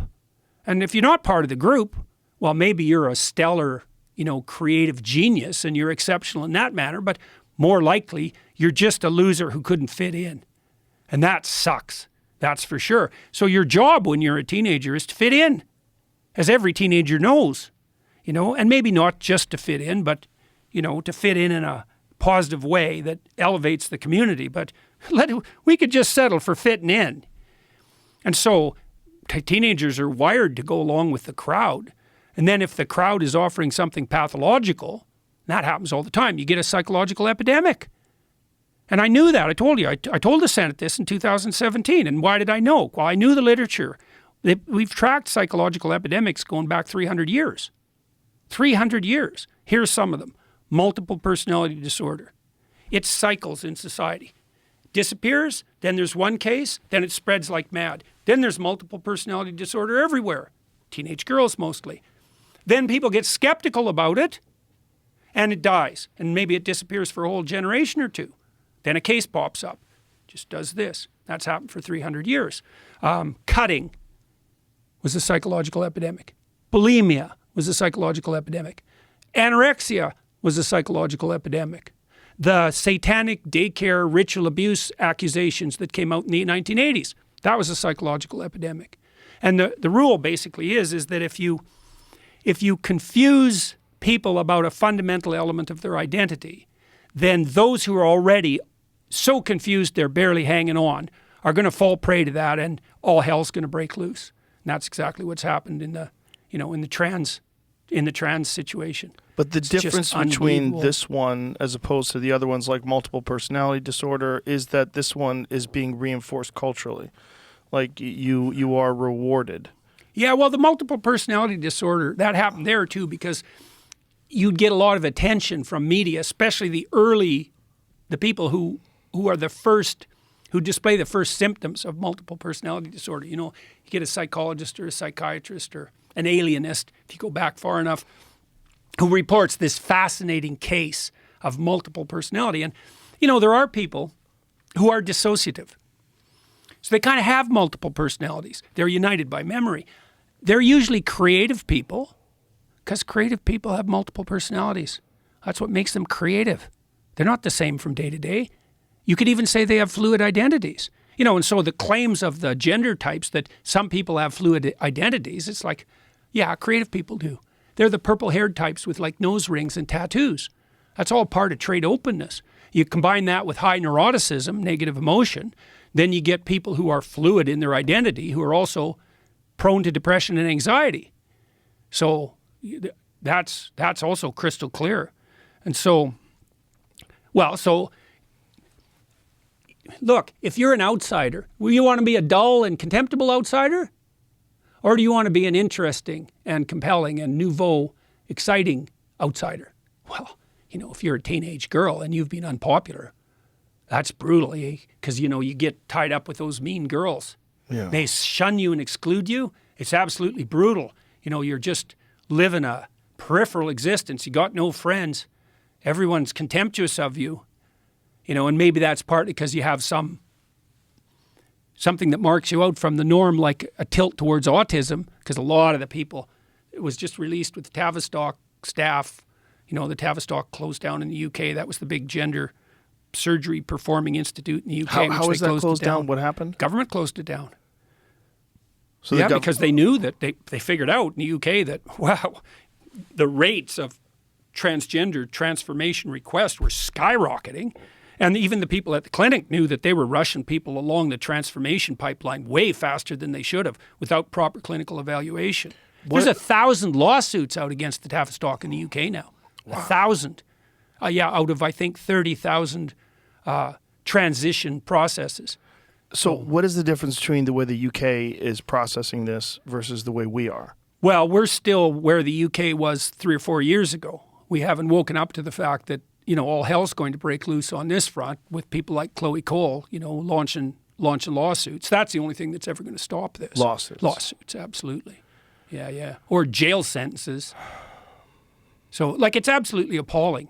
This is part of the reason that I felt like I've been at war for like 6 months. It's like, so this crazy is just that too much. what you're saying here, although it's backed by the literature, it's obvious you have an expertise in this area. This is labeled as transphobic. Yeah, this is a transphobic Well, it's even worse conversation. than that, because the data, and this was known, let's say 10 years ago before this all became an issue. Ken Zucker in Toronto, he was the world's leading authority on transgenderism. He divided it into two parts. There's the autogynephilic types. Those are the guys who get sexual kicks from dressing up in women's clothing and then go do drag queen story hour. Say, well, we're just, pristine and pure. It's like, no, you're not. You're getting a sexual kick from dressing up in women's clothing. And let's not bloody well forget it. And you can't even say that now, but every clinician worth his salt knew that for decades. And then there's another subpopulation, and those are usually gender non-conforming kids. And, like a conservative skeptic might say there's no such thing. It's like, no, there is. So your typical gender non-conforming kid would be the perfect target for this, would be feminine boy or a masculine girl who's high in trait openness, so has kind of a mutable identity, who's also high in neuroticism. And there's lots of kids like that. And so they don't fit in that well with their peer group. They're tomboy girls or feminine boys. And then if you track a lot of them, some of them develop body dysmorphia. They're not very happy with themselves at puberty because they don't fit in. But Zucker showed very clearly, he ran the transgender treatment clinic at CAMH in Toronto for decades, and he was one of the world's leading authorities in terms of publication. I think he was the editor of the lead journal for years. They just took him out in Canada, fired him and disgraced him, and he battled on the lawsuit front for like 10 years and was eventually vindicated, but he didn't have a political bone in his body. He was a clinician through and through, He wasn't playing political games, documenting autogynephilia. That was just clinical reality. Now it's become verboten to even suggest such a thing. Oh, there's nothing sexual about this. It's like, yeah, right. You're dressing up in lingerie before your mirror at home, tucking your dick between your legs, imagining you have a vagina for a sexual kick. Oh, there's nothing sexual about that. Yeah, right. Bloody absolute liars. Now, then you have the kids who don't fit in on the gender front. That's a different pathway. But with them, if you leave them alone, so do no harm, leave them alone. 90% of them accept their body, their sex, by age 18 or 19. And 80% of them are gay. So what that also means is, and the gay community is going to wake up to this sooner or later, is that most of the kids being sterilized and mutilated are gay. 80% of them. So I don't see how the LGBT alliance is going to hold up under that sort of reality. So, yeah, that's for sure, man. What a crazy Yeah, and situation. here, let's add something equally ugly to it, since we haven't gone far enough yet.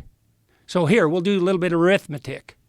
So a while back, Disney executive mentioned on video, this is when Florida went after Disney, it was all when this was happening. She came out and said, I think she was head of domestic programming for Disney. She said, well, I have two children, 5 and 7. One is trans and the other is pansexual. And I just thought mathematically right away, it's like the chance you have a trans kid is 1 in 3,000. That's not a very high chance. And let's say the chance that you have a pansexual kid is the same, whatever pansexual means. I don't even know how to calculate those odds. But whatever that is rarer than trans, because no one ever even heard about it until 5 years ago. So the joint probability that you have a trans kid and a pansexual kid is 1 in 9 million. The odds that you're a pathological narcissist sacrificing your own children to the glorification of your compassion is 8,999,999 to 1. So, like, do you have a trans kid and a pansexual kid, or are you a devouring mother? Well, you can look at the odds and decide for yourself. Jesus. Oh, yeah. Oh, yeah. No kidding. Look, man, Freud was no dummy when he pointed to the fact that the devouring mother was one of the major impediments to proper human development. He knew that, looking deep into the darkest families and seeing this proclivity of the overprotective mother to destroy the developing integrity of the child, to keep the child infantile, to cling to that relationship instead of developing a life for herself and letting the child go flourish. That's Hansel and Gretel, right? You're lost in the woods. Why? Well, your family's broken up. You have an evil stepmother. So now you're lost in the woods. What's your abuse rate if you have a step-parent? 100 times normal. So you're lost in the woods. Well, what happens? Well, you come across a gingerbread house. Well, that's pretty damn convenient. You need a house. It's more than you could even hope for. It's not just a house. It's a house made out of candy. Well, what's inside a house made out of candy? A witch who wants to fatten you up and eat you. And that's the devouring mother, and that's an old fairy tale. Yeah, no kidding. Yeah, and so, we could dwell on that for a minute too. One of the things we won't honestly discuss in our society, one of many, is the fundamental nature of female political psychopathology. And there's male political psychopathology, obviously. That's what the feminists complain about all the time when they talk about the oppressive patriarchy, toxic masculinity. There's no shortage of toxic masculinity. So is there any toxic femininity? Well, not if the feminine is just the, oppressed virgin goddess whose nature. But how about we don't live in that fantasy world? And we know, there's female political pathology, the tendency to infantilize everyone, and the tendency to assume that everyone who doesn't go along with the infantilization is properly characterized as a predator. And so, you wonder, why are the universities turning into extended daycares? Well, a lot of the reason for that is that women who don't have anything better to do are turning the university students into the infants they never had. So, yeah. Jesus. So, I don't know when we'll be able to be mature enough to have that conversation. 20 years from now. What is a path to bring this back to some sort of rational, logical way of discussing these problems? So I tweeted out, I don't know if you saw this, that I was going to make an announcement on your show today. And so I set up an international consortium based in London. I can't tell you all the details yet, but we're trying to put together something like an alternative vision of the future, say an alternative to that kind of apocalyptic narrative that's being put forward, at least implicitly, by organizations like the WEF, and that's the virginal planet, rapacious tyrant, all-devouring consumer religion. And it's more like something like, well, we want to ask people 6 key questions. Okay, so how do we get energy and resources at the lowest possible cost, as rapidly as possible, to the largest number of people around the world? That's one question. And so there's a presumption in the question, and here's one of the presumptions. You don't get to save the planet by making energy prices so expensive that no one poor can afford them. That's off the table. So if you want to develop alternative energy sources, no problem. Because, hey, man, the more energy sources we have, the better.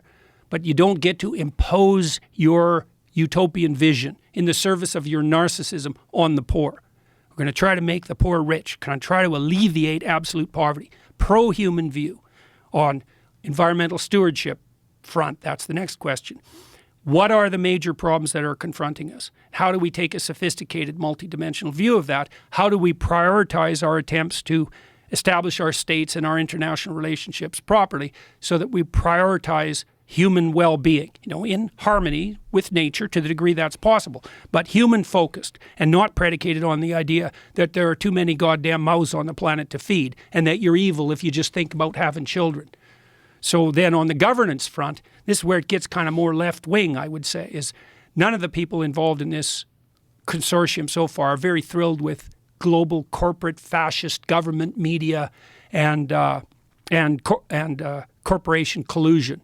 And we're seeing this at the high end. It's like a Tower of Babel, is that the powerful players in the world are increasingly collaborating to impose a top-down vision of the future on everyone.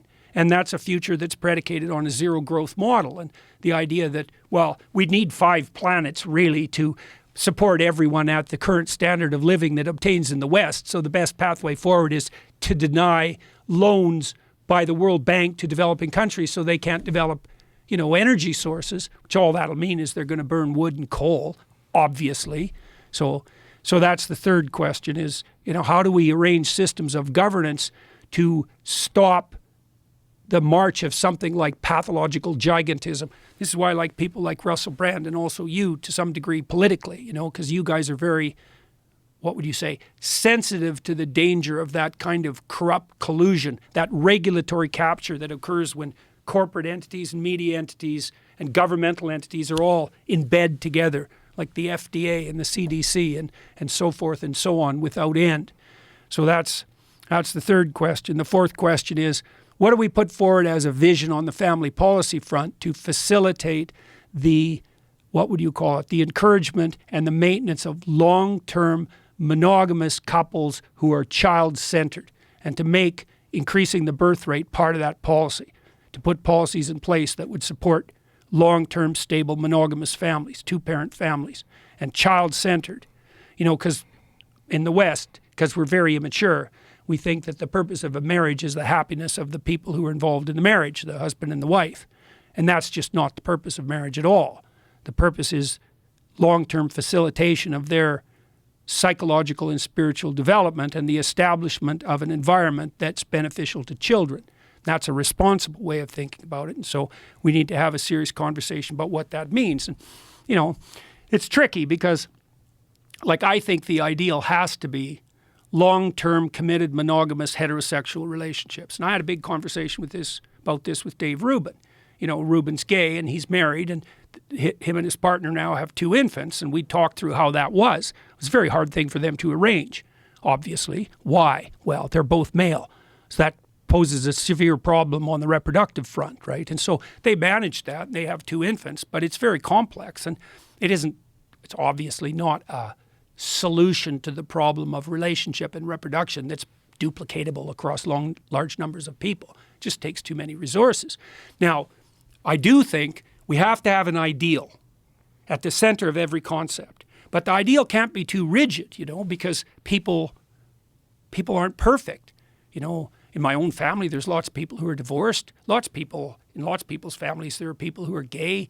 You know, there are lots of people in unhappy marriages. Nobody attains the ideal. So the ideal has to be surrounded by a fringe of tolerance, but that doesn't mean you sacrifice the ideal. And the ideal has to be, well, we know there's a literature on fatherlessness. You know, it's a bloody catastrophe, fatherlessness, for obvious reasons. You know, human children are complicated. You think you can, maybe if you struggle madly as a single parent, you could do a decent job, and lots of single parents do, but you're asking a lot, you know, for a woman to work 50 hours a week and then spend another 40 hours with her kids, and to do both of those optimally with no help. You know, and we know perfectly well that when women get divorced, especially if they have kids, they tend to fall down the economic hierarchy. So it's very difficult. So that's another one of the policies. Then another question. We're trying to make these into questions rather than, you know, we have the answer. The other question is, well, it's pretty clear that we have to live inside a story. And one story is power rules everything. But that's not a very good story. It's a very pathological story. It's more like a confession, too, if that's the story you insist upon. It's like, so you think power governs everything, do you? Okay, I know what you're like. So that's what you truly believe.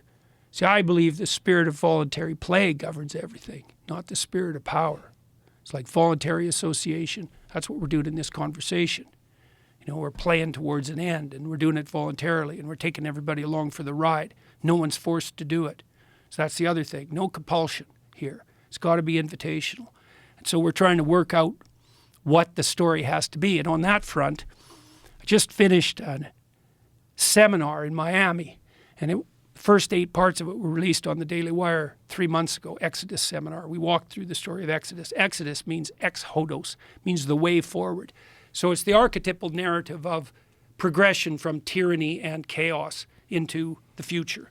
That's what the story is. And we did half of it, released it on the Daily Wire, 8 episodes, 2 hours long.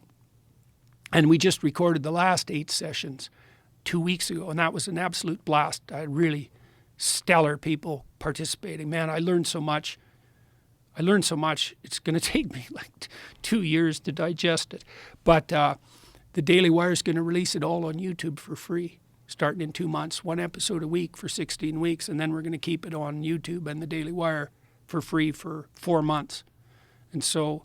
And it lays out a vision of appropriate governance that's an alternative to tyranny and to chaos. So in the Exodus story, so this is very germane to the notion of what might constitute a proper story. So the question that you put forward in your life is something like, what spirit should guide you as you move ahead? And you might say, well, I don't need a spirit to guide me. It's like, yeah, you don't have that option. Some spirit guides you. Might be your stomach. You might be a worshiper of the god Priapus, right? He's the god of giant erections. That's what happens if your whole identity is staked on your sexuality. It's like some spirit is going to guide you. That's life. The question is, what is the highest spirit that could guide you? So in the Exodus story, the proposition of the story is the highest spirit that could guide you is the spirit that objects to tyranny and that calls the enslaved to freedom. And that's the representation of God in Exodus. So that's what God is in the Exodus story. Now that's not all that God is in the biblical stories, but that's God in the Exodus story.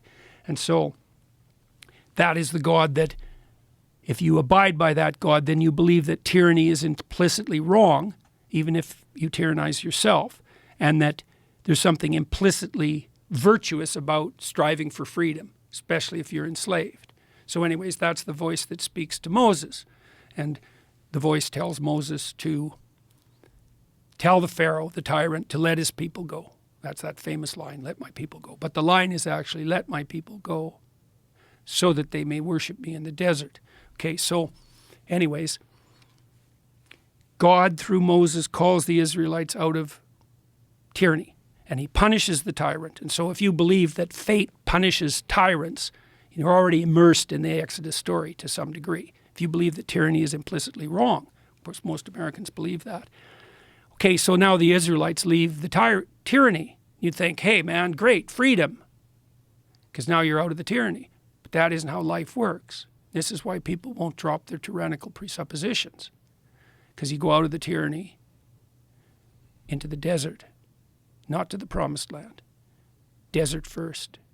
And what's the desert? Everyone's lost. No one knows which way to go. Everyone fights. Everyone turns to the worship of false idols. Everyone wants the tyrant to reassert himself. That's the situation we're in the aftermath of the death of God in the West. And so that's really useful to know, because one of the things you might want to know in your life is, why do people cling to their own tyrannical presuppositions? And the answer is, well, at least they're orienting structures, pathological as they might be. If you drop them, you're not redeemed, you're just lost. And the idea that being lost is freedom, that's a preposterous idea. No one lost is free. They're just enveloped in chaos. Okay, so what happens in the Exodus story is, now the Israelites are out in the desert, wandering around for like generations, and they get all fractious and fight and bitch and complain and start worshiping false idols, and they're scrapping with each other. And that's because they have the habits of slaves. They don't know how to govern themselves. And so they ask Moses to sit as a judge. And so he does. The story's very unclear about this, but for a long time, years and years, morning, dawn till midnight, he's judging the Israelites like mad and adjudicating their squabbles. And imagine what he's doing, eh? If you had to make peace between 1,000 people who were squabbling with their wife or their friends or their enemies, you have to render judgment on that. And for judgment to work, the people who are judged have to see the judgment as just, because otherwise you have to impose it by force. Right? So if I hear you arguing with someone and I try to mediate, I have to come up with a solution that you'll both accept. That means I have to extract out of that chaos some principle of order. Imagine you do that 1,000 times or 5,000 times. So now you start to understand the nature of the principles of order. Okay, so now two things happen. Jethro, who's Moses' father-in-law, comes along. He's a Midianite, a foreigner, and he says, you got to stop doing this. You can't sit as judge on the Israelites. And there are two reasons. They need the responsibility, And you shouldn't turn yourself into another Pharaoh. So if you take all the responsibility onto yourself, you become a tyrant, and the Israelites stay slaves. So he says to Jethro, this is a signal moment in the development of Western culture, by the way. He says, you take the Israelites, you divide them into groups of 10, and you have each of the 10 elect an elder. And then you take the groups of elders, and you have them elect a meta-elder, and you do that all the way up to 10,000s. And then you have the judgments that are necessary rendered at the lowest level of the hierarchy possible. So, if I'm arguing with you, first we go to our elder, and then if the elder can't figure it out, he gets the elders together, and maybe they render judgment. If they can't, it goes to the council of elders and all the way up. And if it isn't mediated by the time you have the groupings of 10,000, then Moses gets to weigh in. And that's called subsidiarity. And the idea is you have to produce a hierarchy of responsibility, distributed responsibility, as an antithesis to tyranny and to the desert. And that's the model for good governance. And that's symbolically equivalent to Mount Sinai. And it's also the model of the Ark of the Covenant and the tabernacle. So Jonathan Pajot did a lovely job of explaining that in this. And so part of the model that we're trying to put forward in this group that I'm describing is based on this principle of subsidiarity and the idea that we want to encourage everyone to take as much responsibility as possible at the most local level possible, right? So take responsibility for yourself until you're good enough at that so you can take responsibility maybe for a wife. And then if you're good enough at that, maybe you can extend that to some kids. And then maybe you can serve your local community. And then maybe you can serve your state. And maybe if you really get good at it, you could serve your nation, right? But you're taking the responsibility. And here's the basic rule. All the responsibility you abdicate will be taken up by tyrants. That's the cardinal rule of social organization. And so we're trying to build out this story that's based on the deepest elements of Western tradition. That's an antidote to the false claim that it's only power that rules, because it's not. That's not right. And there is a model of proper governance in there, this idea of a hierarchical structure of responsibility. It's the proper computational structure. It's not top-down tyranny with fractionated individuals. And it's not utter chaos. It's ordered freedom. And that's what God tells Moses to tell the Pharaoh when he says, let my people go. Let my people go, no tyranny, so that they may celebrate me in the desert. It's ordered freedom. And it's the ordered freedom that comes along with being oriented towards the highest possible good. And so we're trying to work all that out now. We're going to have a conference in London, October 31st, November 1st, and November 2nd. We're going to bring about 2,000 people together. That's an invited list. We want to bring in people who are cultural figures and political figures, business figures, and invite them to this discussion.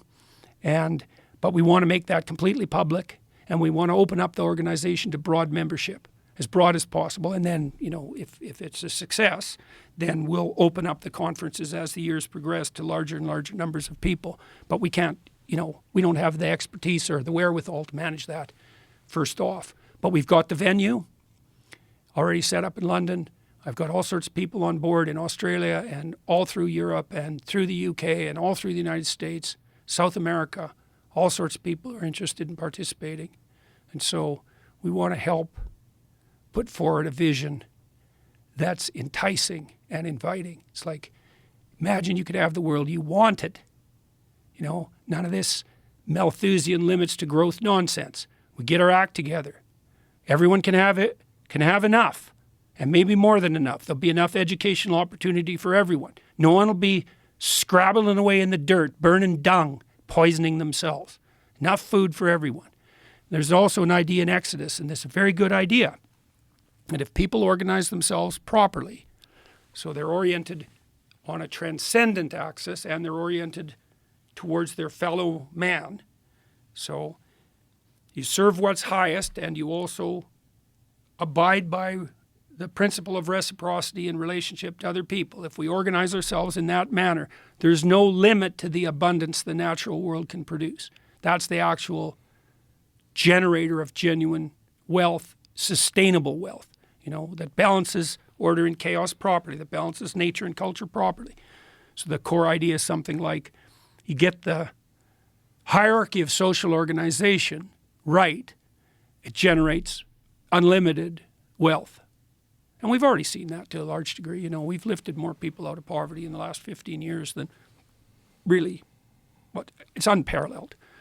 You know, 7 out of 8 billion people now either have the minimum they need or something exceeding that.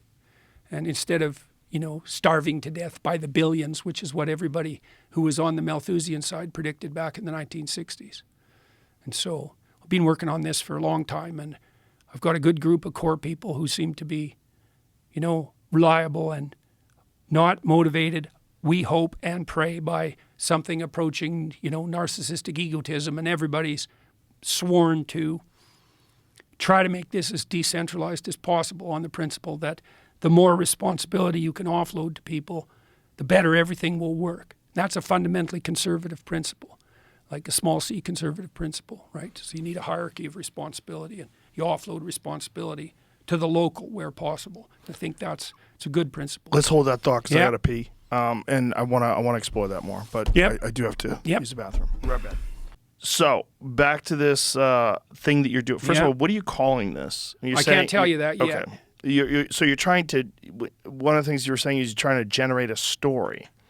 Yeah, we're trying to invite everybody to the table, and we're trying to get the right story. And we'll know it's the right story because people will say voluntarily, "Yeah, I could really go for that." What do you mean by story when you're saying the right story? Well, a vision. Okay. Well, I would say it's something, if you wanted to think about it archetypally, it's something like a vision of the promised land. A structure. So, yeah. Well, you have to. Okay, we could talk about that technically. A story is a description of a hierarchy. A story is a description of a hierarchy of attentional prioritization. So what do I mean by that? There's an infinite number of things to look at in the world. So perception seems technically impossible because you just drown in the complexity. That's what happens in a psychedelic trip. You drown in the complexity. And it's real, that complexity. Now, usually that's shielded from you. It's veiled from you, like God is veiled from you. It's the same thing. And so it's veiled by the fact that you regard some things as more important than others. And you do that implicitly. And so, for example, right now, you're devoting most of your cognitive and perceptual resources to my face and to what I'm saying. Right? Now, there's lots of things you could be looking at in this room or thinking about, right? There's an infinite number of things. But you're not. You're weighting some things more heavily. Now, why? Well, why are we having this conversation? Well, I could ask you, why are we having this conversation? Because I'm curious. I want to know how you think. Okay. I want to know what your plans are. What goal do you think your curiosity serves? Better understanding of what you're trying to accomplish. Okay. Why do you think other people are interested in that? Because they're going to watch this. Why do you think people are interested in that? Because what you're saying makes sense, and we also recognize that there's a real flaw in the way our society is constructed, and there's a real genuine threat in allowing these power structures to sort of maintain this narrative and create this narrative that's based upon them gaining control over resources, our economics, our energy, and socially what we do and what we don't do. Okay, so now that serves them. Okay, so do you see that partially what you're involved in, insofar as you're doing it right, is something like, what would you say, a cautionary tale about the possibility of tyranny? Yes. Okay, so you can see how that ties into an archetypal story, certainly. right? And I think that's the big threat. Now, that's what people are terrified of when they see Klaus Schwab standing there with a Darth Vader outfit telling people that they're going to eat bugs. Okay, and you're using the technology of free communication as an antidote to that. Yes. Okay, so then I would say archetypally what you're doing is you're doing something like serving the divine word that makes habitable order out of chaos as an antidote to tyranny. That's a story. And it's a deep story. And if you weren't acting out a deep story, you wouldn't have tens of millions of people listening to you. The fact that it's like J.K. Rowling. It's like, why is she so popular? Well, she told an archetypal story masterfully.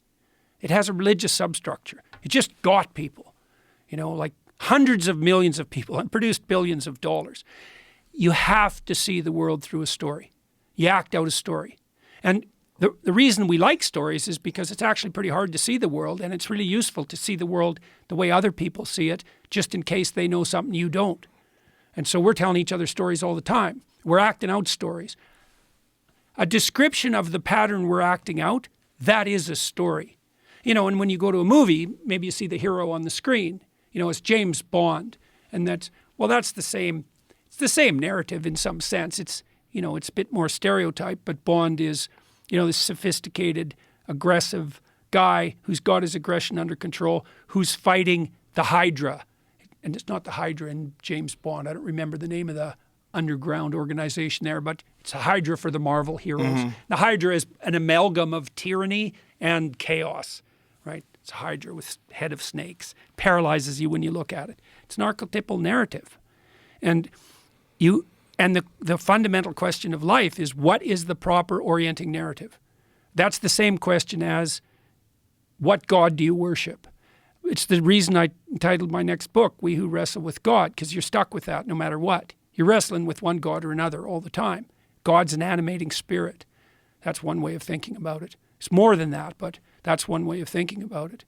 And so I constantly look to these old stories, these archetypal stories, you know, as a student of Jung, let's say, to find out what the proper orienting pathway is. And that's embedded in tradition. You know, the stories that have lasted. Richard Dawkins would have got to this conclusion if he would have pursued his thought far enough. Because an archetype is a stable meme, propagates across time. And there's some memes, some stories, let's say, that stabilize you as an individual. They restrict your anxiety. They provide you with hope. They make you productive and generous. And when they're extended, they produce a structure that unites people and produces productive peace. You know, and it's not by fluke, for example, that the America itself is founded in no small part on the motivational force of something like the Exodus narrative. That was certainly the case for the civil rights movement. It has to be that way because Exodus is an archetypal story about the establishment of proper order as an alternative to the tyrant and the desert. So everyone is always doing that in their life, whether they know it or not. You know, and you do it extremely well, if you don't mind the insult of a compliment. And I think the reason for that is that for whatever reason, you are acutely aware of your own ignorance and always trying to rectify it. And I would say that's a reflection of a practice of humility. You know, I know you're a competent guy and you're no pushover, and so calling you humble is kind of a weird thing to do. But one of the things that I've been very pleased about constantly when talking to you is it's a conversation, man. You know, what are we trying to do? We're trying to make things clear. We're trying to figure out what the hell's going on. We're trying to say what we think. We're trying to jointly make each other wiser, you know, hopefully to the degree we were able to manage it, and we're inviting people along for the ride. And they seem pretty happy about that. And that's partly because people aren't just oriented by power. You know, there's all these truckers out there who are listening to this podcast while they're driving their rigs across the country. You know, what are they trying to do? They're trying to get their acts together. They're trying to understand. You know, they're trying to take their proper position in the social world. And that's a fundamentally compelling, it's not a drive, it's an orienting and integrating spirit. It's the same as the spirit of Yahweh in the Old Testament. It's exactly the same thing. It's the same thing. So one of the things I learned about the biblical narrative, this is so cool. This is what the next book's about. So imagine there's two possible states. One of disunity and chaos. You're going in every direction at the same time. And one of relative unity. Now the unity can turn into tyranny. And the multiplicity can turn into chaos. Those are the two dangers. But imagine there's a proper unity that stops you from being anxious. Anxiety is a marker of internal disunity of narrative. And I already talked about that with this Carl Friston, for example, who's the world's most cited neuroscientist. I asked him if perceptions were micro-narratives, and he said yes, and that's quite something. That isn't how we've looked at the world for the last 3,000 years. In any case, to the degree that you're not anxious, something is uniting all the directions you could take. Okay. Now, to the degree that you're not at odds with everyone else, you know, in the chaotic state of nature where everyone's at everyone's throat, it's because there's a a mode of perception and action that unites you socially. So you can be united psychologically, then you're not a house that's built on sand, and you can be united socially. Imagine there's a spirit that characterizes that unity. So the biblical corpus is an attempt to portray that spirit, and it does it using a technique called metonymy. So metaphor is something being something else. This is like that, or this is that. It's a way of taking what you know to explain what you don't know. But metonymy is a technique where you take one story that seems to have one moral and you juxtapose it with another, and maybe do that with a sequence of stories. And then there's an implication that there's a meta story that emerges across all the ordered stories. And that's what the biblical corpus is, because no one wrote it, not in any real sense. And the processes by which it aggregated are mysterious. They extend over thousands and thousands of years. But here's what the book is. It's a library, not a book. Here's what the library is. There's a proclivity towards monotheistic unity that unites us psychologically and socially. And it emerges out of a plurality of potential gods. It emerges from the bottom up. Now, you could argue that it descends from the top down too, but I'm not going to get into that at the moment. The question emerges, how do you understand that unifying, animating spirit? And the answer is, well, it's beyond our comprehension, and we can more or less approach it with a story. So here's some examples. So in the story of Adam and Eve, God is the spirit that you walk with when you're unself-conscious in a properly tended garden. And you might say, well, do you believe in that? It's like, well, do you have a garden? Most people want a garden. They want a house. They want a little fenced-off plot. They want to be able to go back there and relax and recreate, right? Unself-consciously. Okay, so whatever's happening when you're there, that's what that is. That's that walking unself-consciously with the spirit of the paradisal garden. So that's one picture of God. And then in the story of Cain and Abel, you have another picture, which is God is the spirit that punishes you if you make poor sacrifices. You say, well, what does that mean? It's like, well, are you giving it your all or not? Or are you playing both sides of the fence? Are you just, chipping in when you have to and trying to go along for a free ride? And that's what happens with Cain. He gets all bitter about it because his sacrifices are rejected. So God is the spirit that rejects false sacrifices. And what happens to Cain? He gets bitter and then murderous, and then his descendants become genocidal. That's the Cain and Abel story in like 2 paragraphs. So then you have the story of Noah. So in Noah, God is the spirit that calls the wise of his time, because Noah is portrayed as someone wise in his generations, right? So for his time and place, he's a wise man. He has the sense that the storms are coming and it's time to batten down the dam hatches. And so like in your own life, maybe your eyes are open to some degree and you think a storm is coming. You have an intuition that a storm is coming. Do you prepare or do you ignore that? Because those are your options. If you prepare, then you're manifesting faith in that spirit. So that's the spirit in Noah. In the Tower of Babel, you have God as the spirit that punishes the technological pretensions of mankind. So men get together to build a tower that stretches to the heavens. That's the Tower of Babel. And they want to do that to replace the transcendent. So they want to replace the mystery of being with their own presumptions. And what happens is no one can talk to each other anymore. And that's the state we're in right now. That's why Matt Walsh can make a movie that's entitled, What is a Woman? We can't even agree on that. That's the Tower of Babel. And so then you have the story of Abraham, and God is presented in that story as the spirit that calls the overprotected and privileged, that's Abraham, to the adventure, to the catastrophic adventure of their life. Because that's what happens to Abraham. He's 83, he lives in his father's tent, eats peeled grapes. He doesn't have to do anything. And this voice makes itself manifest within him and says, get the hell up off your comfortable bed, get out there in the world, suffer your adventure. And, Abraham's life is just, he leaves. And it's not like it's no promised land for him. It's like starvation and tyranny and war. And the Egyptian rulers conspire to steal his wife. And, it's brutal life. But it's life, it's adventure. And so then you think, well, all of this is an attempt to characterize Yahweh.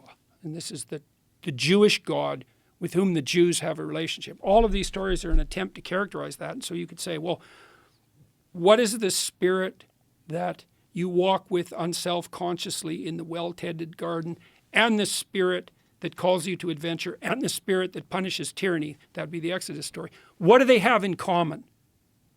Well, that's Yahweh, whatever that is. And so then there's an attempt to characterize the nature of that spirit. And then there's a twist on that in the New Testament, which is an amazing twist.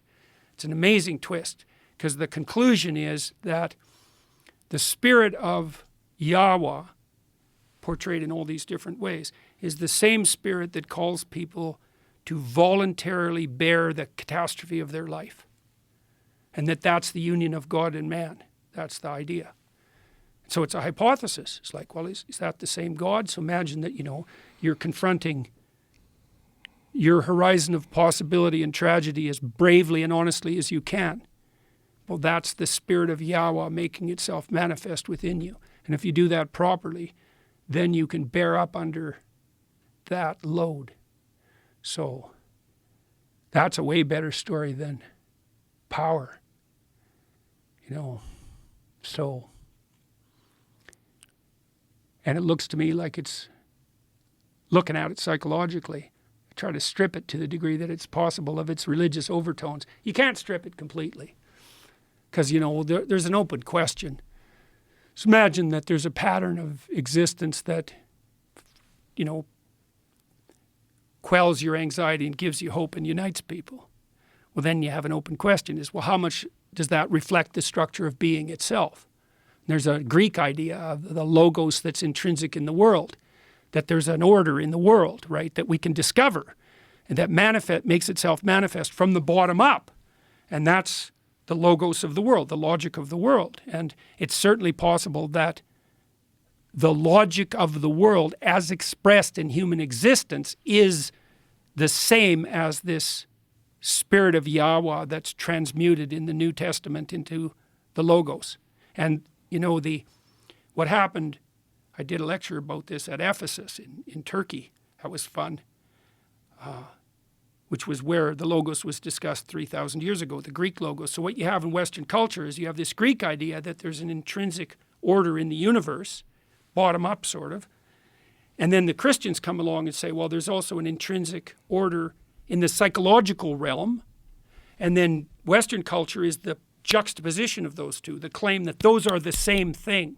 And so that would be the same claim as if you honestly and truthfully confront the tragic limitations of your life, you'll discover the truth of the implicit order, and that will redeem you. And that's the fundamental claim of science, for example. So even science, insofar as it's a practice, is embedded in this tradition. So, well, that's a way better story. It's the greatest story ever told, man.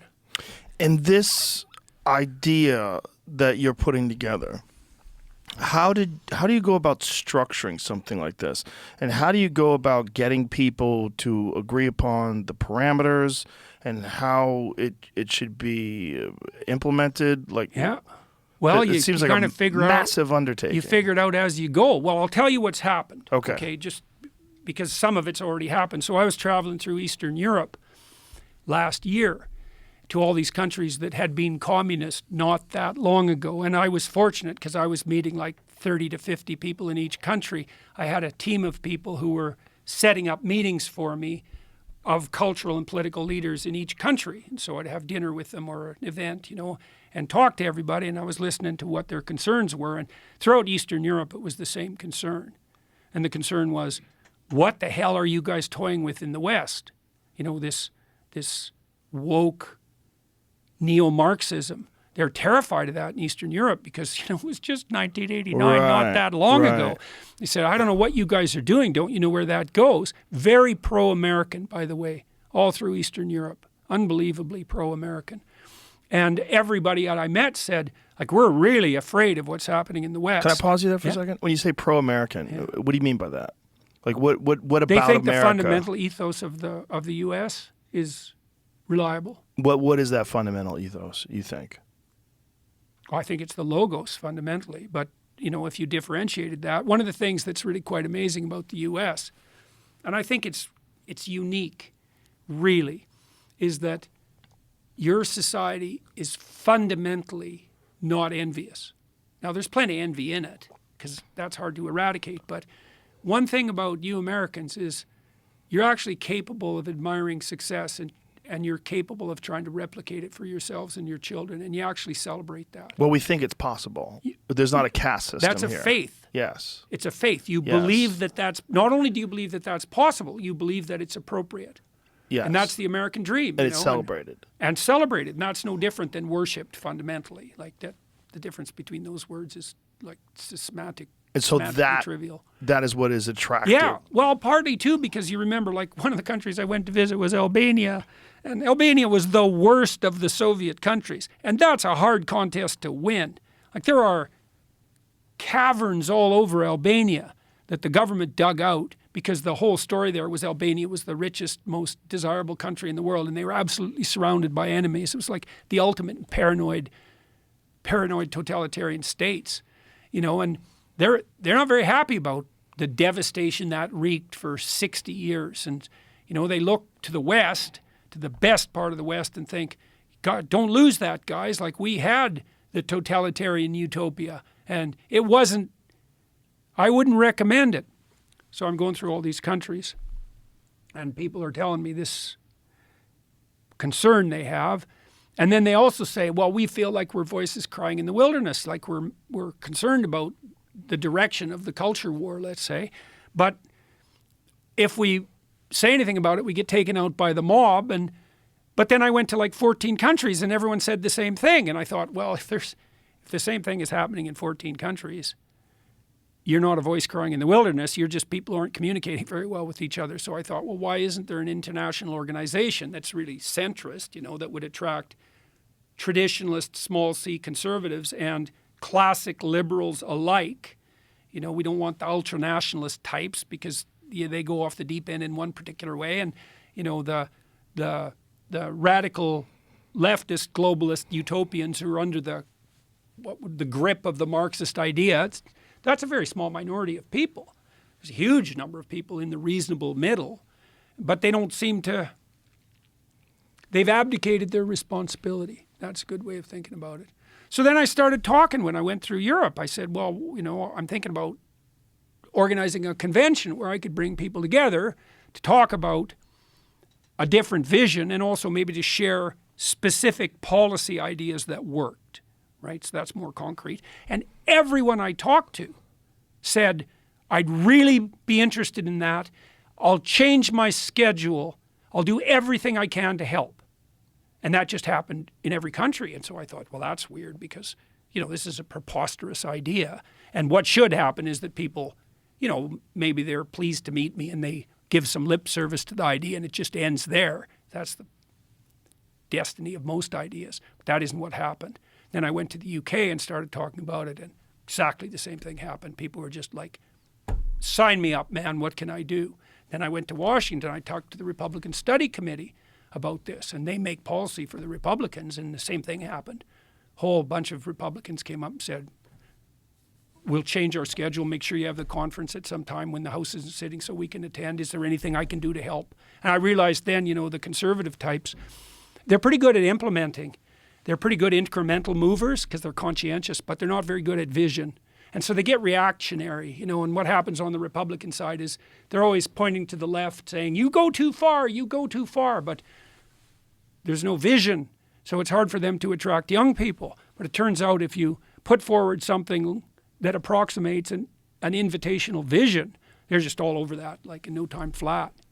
So then how to implement it? Well, we got together a group of people in London twice, very diverse group of people, and we hashed out these 5 questions that I presented to you, and everyone basically agreed, despite a wide range of political opinions in the room, said, yeah, those seem to be the key questions. And then we figured out that we needed to put this forward as an invitation and not as a top-down, compulsion-based, you have to do this or the planet's going to be doomed. It has to be an invitation. And now we're trying to work out the details. And well, the first real move will be to open this up to public participation, to figure out how to do that, to get a dialogue going, but then also to have this conference October 31st, November 1st, and November 2nd in London. And I plan to do 3 lectures at night there, one on the crisis of the West, one on environmental stewardship, and one on metaphysics, a public lecture to kind of anchor the convention. We've got, I think, the Apollo in London already set up for that. And, and our goal, God willing, is that we develop a vision that everyone says, yeah, I'm in, what can I do? Instead of the vision being, you're emitting too much carbon dioxide there, buddy, and enough cars and comedians for you. Yeah. So we'll see. But the thing that's been striking is how rapidly this came together and how motivated people were to participate. We had people from Australia, for example, who have lots to do, the people who came. They flew all the way from Australia for a 2-day meeting 3 weeks ago to discuss this. They were only there for 2 days. People came from Washington and from all over Europe, and it's weird.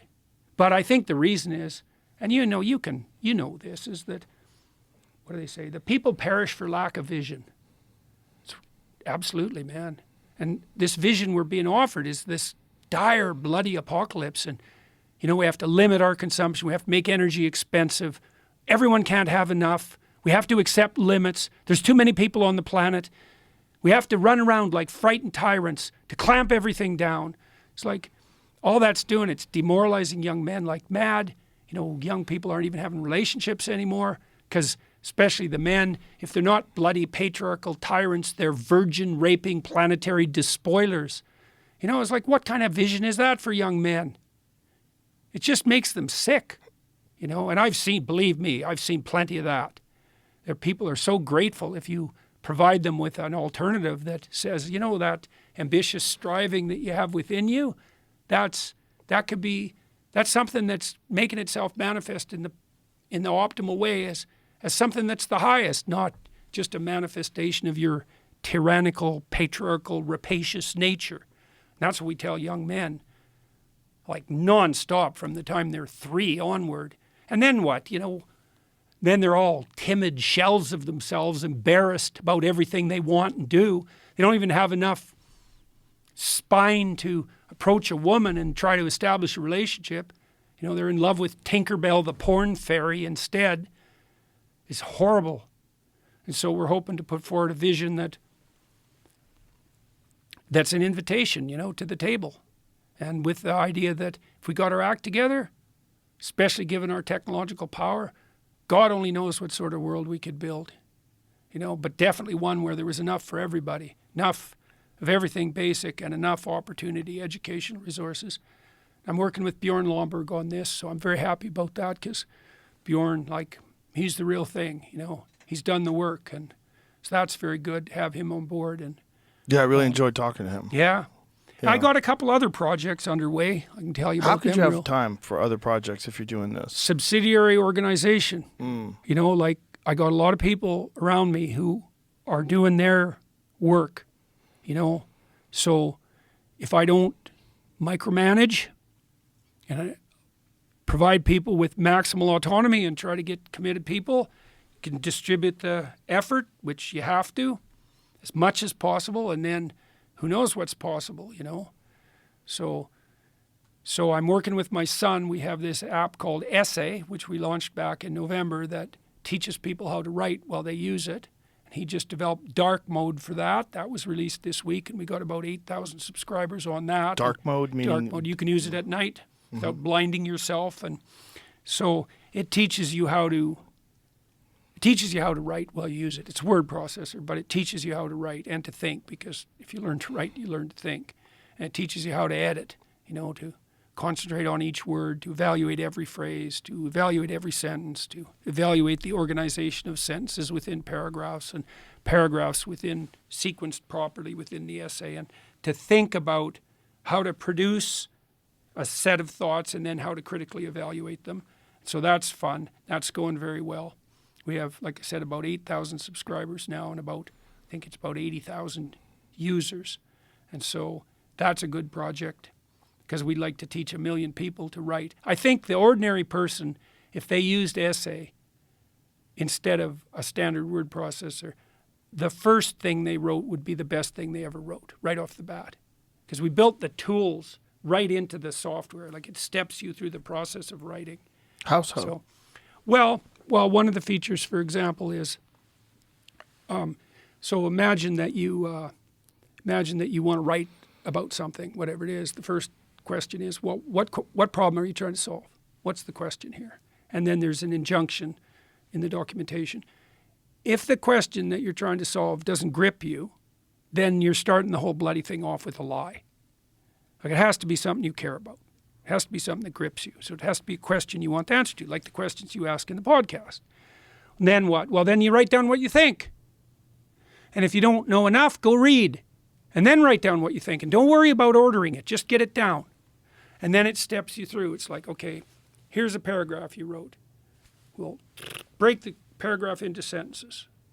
Now, here's a little box that opens up. Write 5 variants of the sentence. Shorten it, make it more concise. Write 5 variants that makes that sentence precise. When you get a better sentence, hit click and it'll snap into the essay. Then there's another module that helps you move the sentences around. So here's your paragraph. Well, maybe there are too many sentences in it and the sentences aren't in the right place. Order the sentences so that each paragraph is like a little coherent essay. And so then do the same thing with the paragraphs. If you run through so we ask people, separate production from editing. Get the question right. Do your research. Separate production from editing. Overproduce, then edit. Edit for words. Did you use the right word? Is every word the right word? Is every phrase the right phrase? Are the phrases organized into proper sentences? Are the sentences sequenced properly? And so that's the editing. There's no difference between that really and critical thinking. So that's the essay app. And I used that process for my students, earlier iterations of this, and by the third draft of the essays they wrote, they were the best essays they ever wrote in their life. Like, this actually works. It's how I write, by the way, for whatever utility that might be. It is how I write. I tried to formalize that. And then with my daughter, Michaela, I've started this Peterson Academy, and our plan, this is a funny plan, we want to drive the cost of a bachelor's degree down to $4,000. And so we've got 30 professors on board so far. I've been able to identify stellar lecturers from all over the world. We bought a studio in Miami. We have the professors come there. We try to be very hospitable and to treat them well, which doesn't generally happen at universities, by the way. And they lecture they give 4 2-hour lectures on whatever they really want to teach about. And they have a lot of autonomy, We're not constraining them. It says the rule is we'll put an audience together for you in the studio. We want you to teach what you love at the edge of your ability. And we'll offer that to as many people as we possibly can.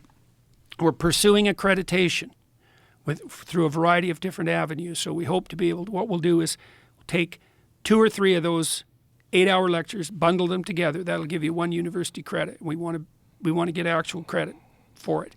And then we're planning as well, we hope. So imagine we charge tuition, and we'll try to keep that low cost. Like I said, we want to knock the cost of the whole degree down to $4,000. That's 95% reduction in cost. That's the plan. And then if you're in the developed world, we'd like to offer you the opportunity to pair yourself with a student in the developing world who couldn't afford it, and we'll give them the opportunity for free, but they'll be like your partner. So that should produce some interesting partnerships between people, but also give people who don't have access to high quality university level education a real in. And we are talking to some different institutions, mortar and brick institutions, about how accreditation might be pursued and how we could partner with them to also offer people other elements of the university experience that you can't easily virtualize.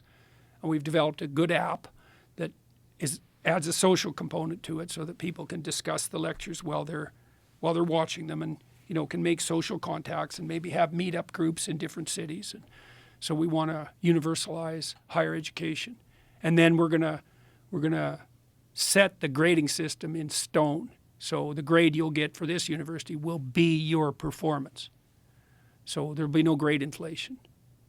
So what we're hoping too is that if we're going to also, amalgamate it with this essay program so that all our graduates will be able to write. We're hoping that a degree from this university will indicate to employers a true level of competence. And so that's the plan. And we've got, like I said, we have 30 professors on board already. I recorded 3 lectures for it now, one on the Sermon on the Mount, so that was really fun. One on, it'll be a 2-part one, but I did the first half of Nietzsche's Beyond Good and Evil, and I did a 8-hour summary of my book, Maps of Meaning. And so we have all sorts of other people who are, from Cambridge and Oxford and Stanford and MIT, and then people from outside the academy too who are brilliant. Jonathan Pajot just did a series on symbolic thought. He's absolutely brilliant. Deepest religious thinker I've ever met. Old Testament prophet, man. Something to see. So we're going to roll that out, we hope, in November. And, I'm working with the Daily Wire, and that seems to be going great too. They've been great partners. They leave me the hell alone. I can still do my YouTube channel and offer it for nothing.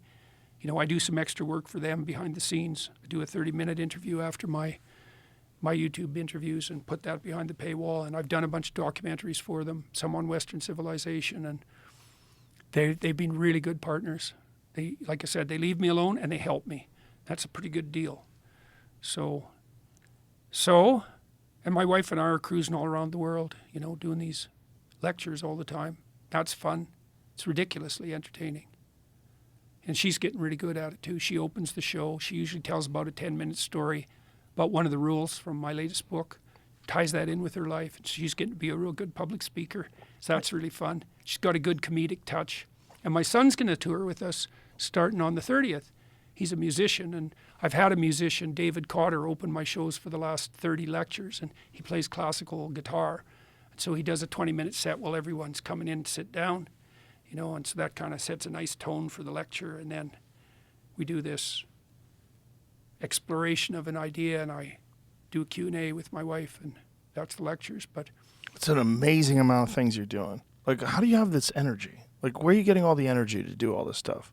It's got to be overwhelming. Well, I'm not sick anymore. That helps. Yeah. Well, you helps. seem This is you by seem far the best better. I've ever felt. Yeah, you seem better now than you were even when I saw you a while ago. Oh, definitely. Yeah. I've never done an interview with you where I was healthy. Wow.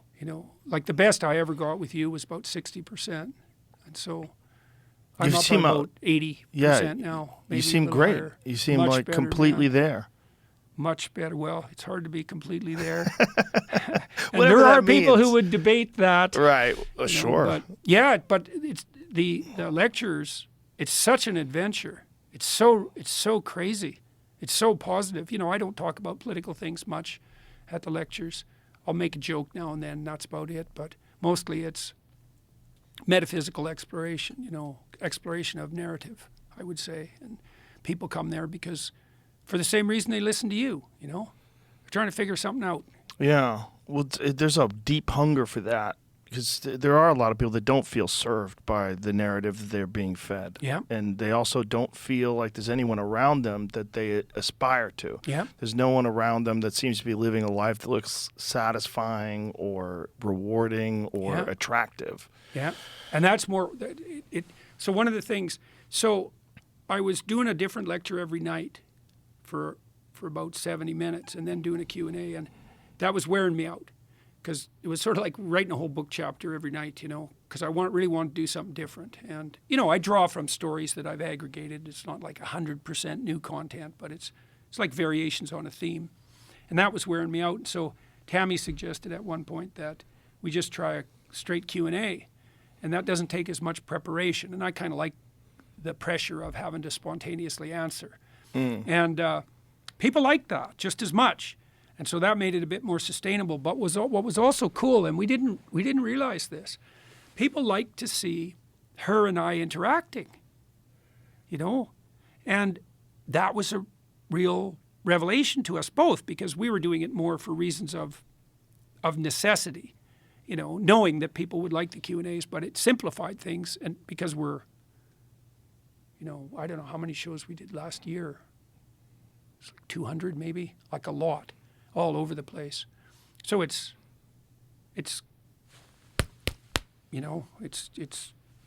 man, it's time to get to the next venue and be prepared. So it was tiring. But one of the things that happened was that people seemed really pleased to see us interacting. And we realized that there's a lot of people out there who never really had a good model of couples communication ever. And that's pretty sad, So, yeah, there's plenty of wandering around in the desert. Yeah. But I'll tell you something else that's cool. When I first did this back in 2018, did a meet and greet after, and I'd say a third of the people were in pretty bad emotional distress. Often when they came to meet me after the lectures, they were in tears, or, they had some pretty brutal story to relate. And it's pretty emotionally grueling to see that night after night. And now there's way more women who come. There's way more couples. And the guys are way more put together. So that's pretty cool. And lots of them, especially the ones that get the meet and greet tickets, they've been listening for 5 or 6 years, and they've really been trying to put their lives together, And so most of the stories I hear now are stories like, I was in a pretty rough place, but I started to put my life together, and now I have this girlfriend and we're getting married, or we're just having our first child, and now I have a business, and here's what I'm doing that's really working. And they're all standing up, and half of them are in suits or 3-piece suits, and that's something, man. I mean, that's partly why we keep doing it, Tammy and I, It's like, it's so positive.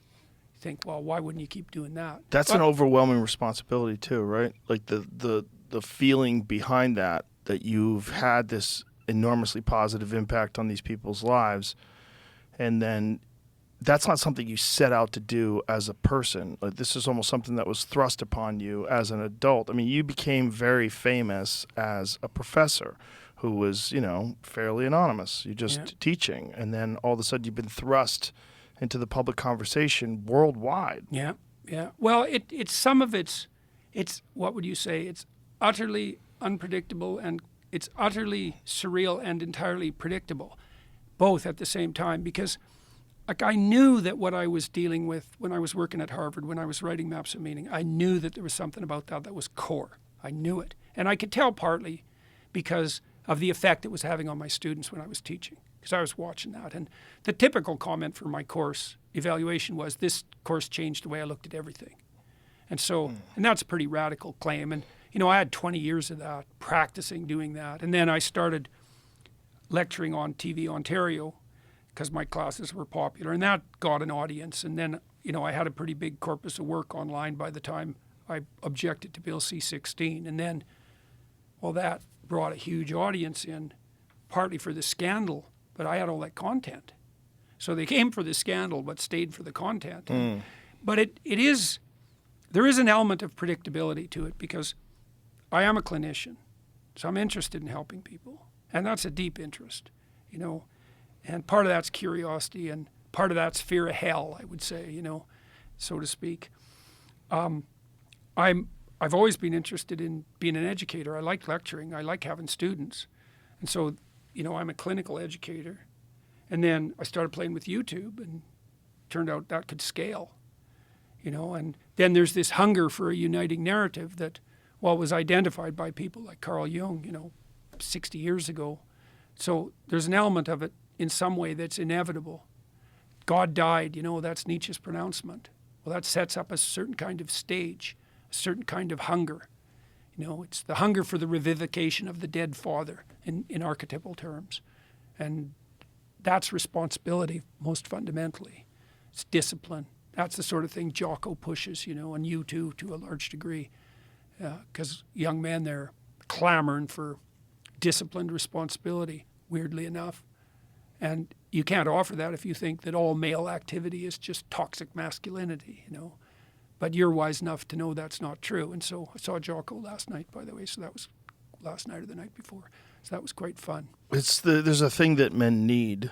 They need difficult tasks, and they need to know that they can overcome difficult tasks. And through that, you develop your human potential. You develop what you're capable of doing. And if you don't encounter those things in life, you remain feeble. And you remain fetal even. Yeah, and very, not just immature, but insecure. Well, and not just insecure, but insecure, then bitter, Yes. then resentful, Yes. then dangerous. Yes. Right. Yeah.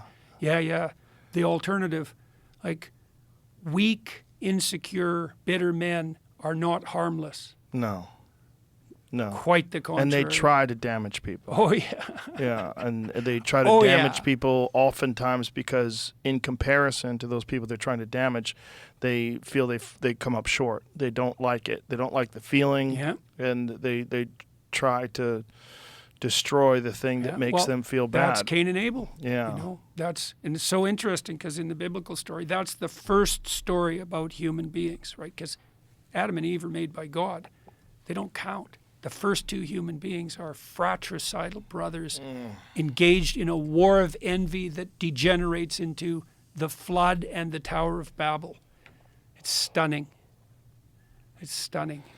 It's so relatable. I mean, if you are a person that, you know, strives to work hard and accomplish things and you have grand ambitions, you will find so many people that try to destroy that. Yeah, but I mean, what's your life like when you go out in public?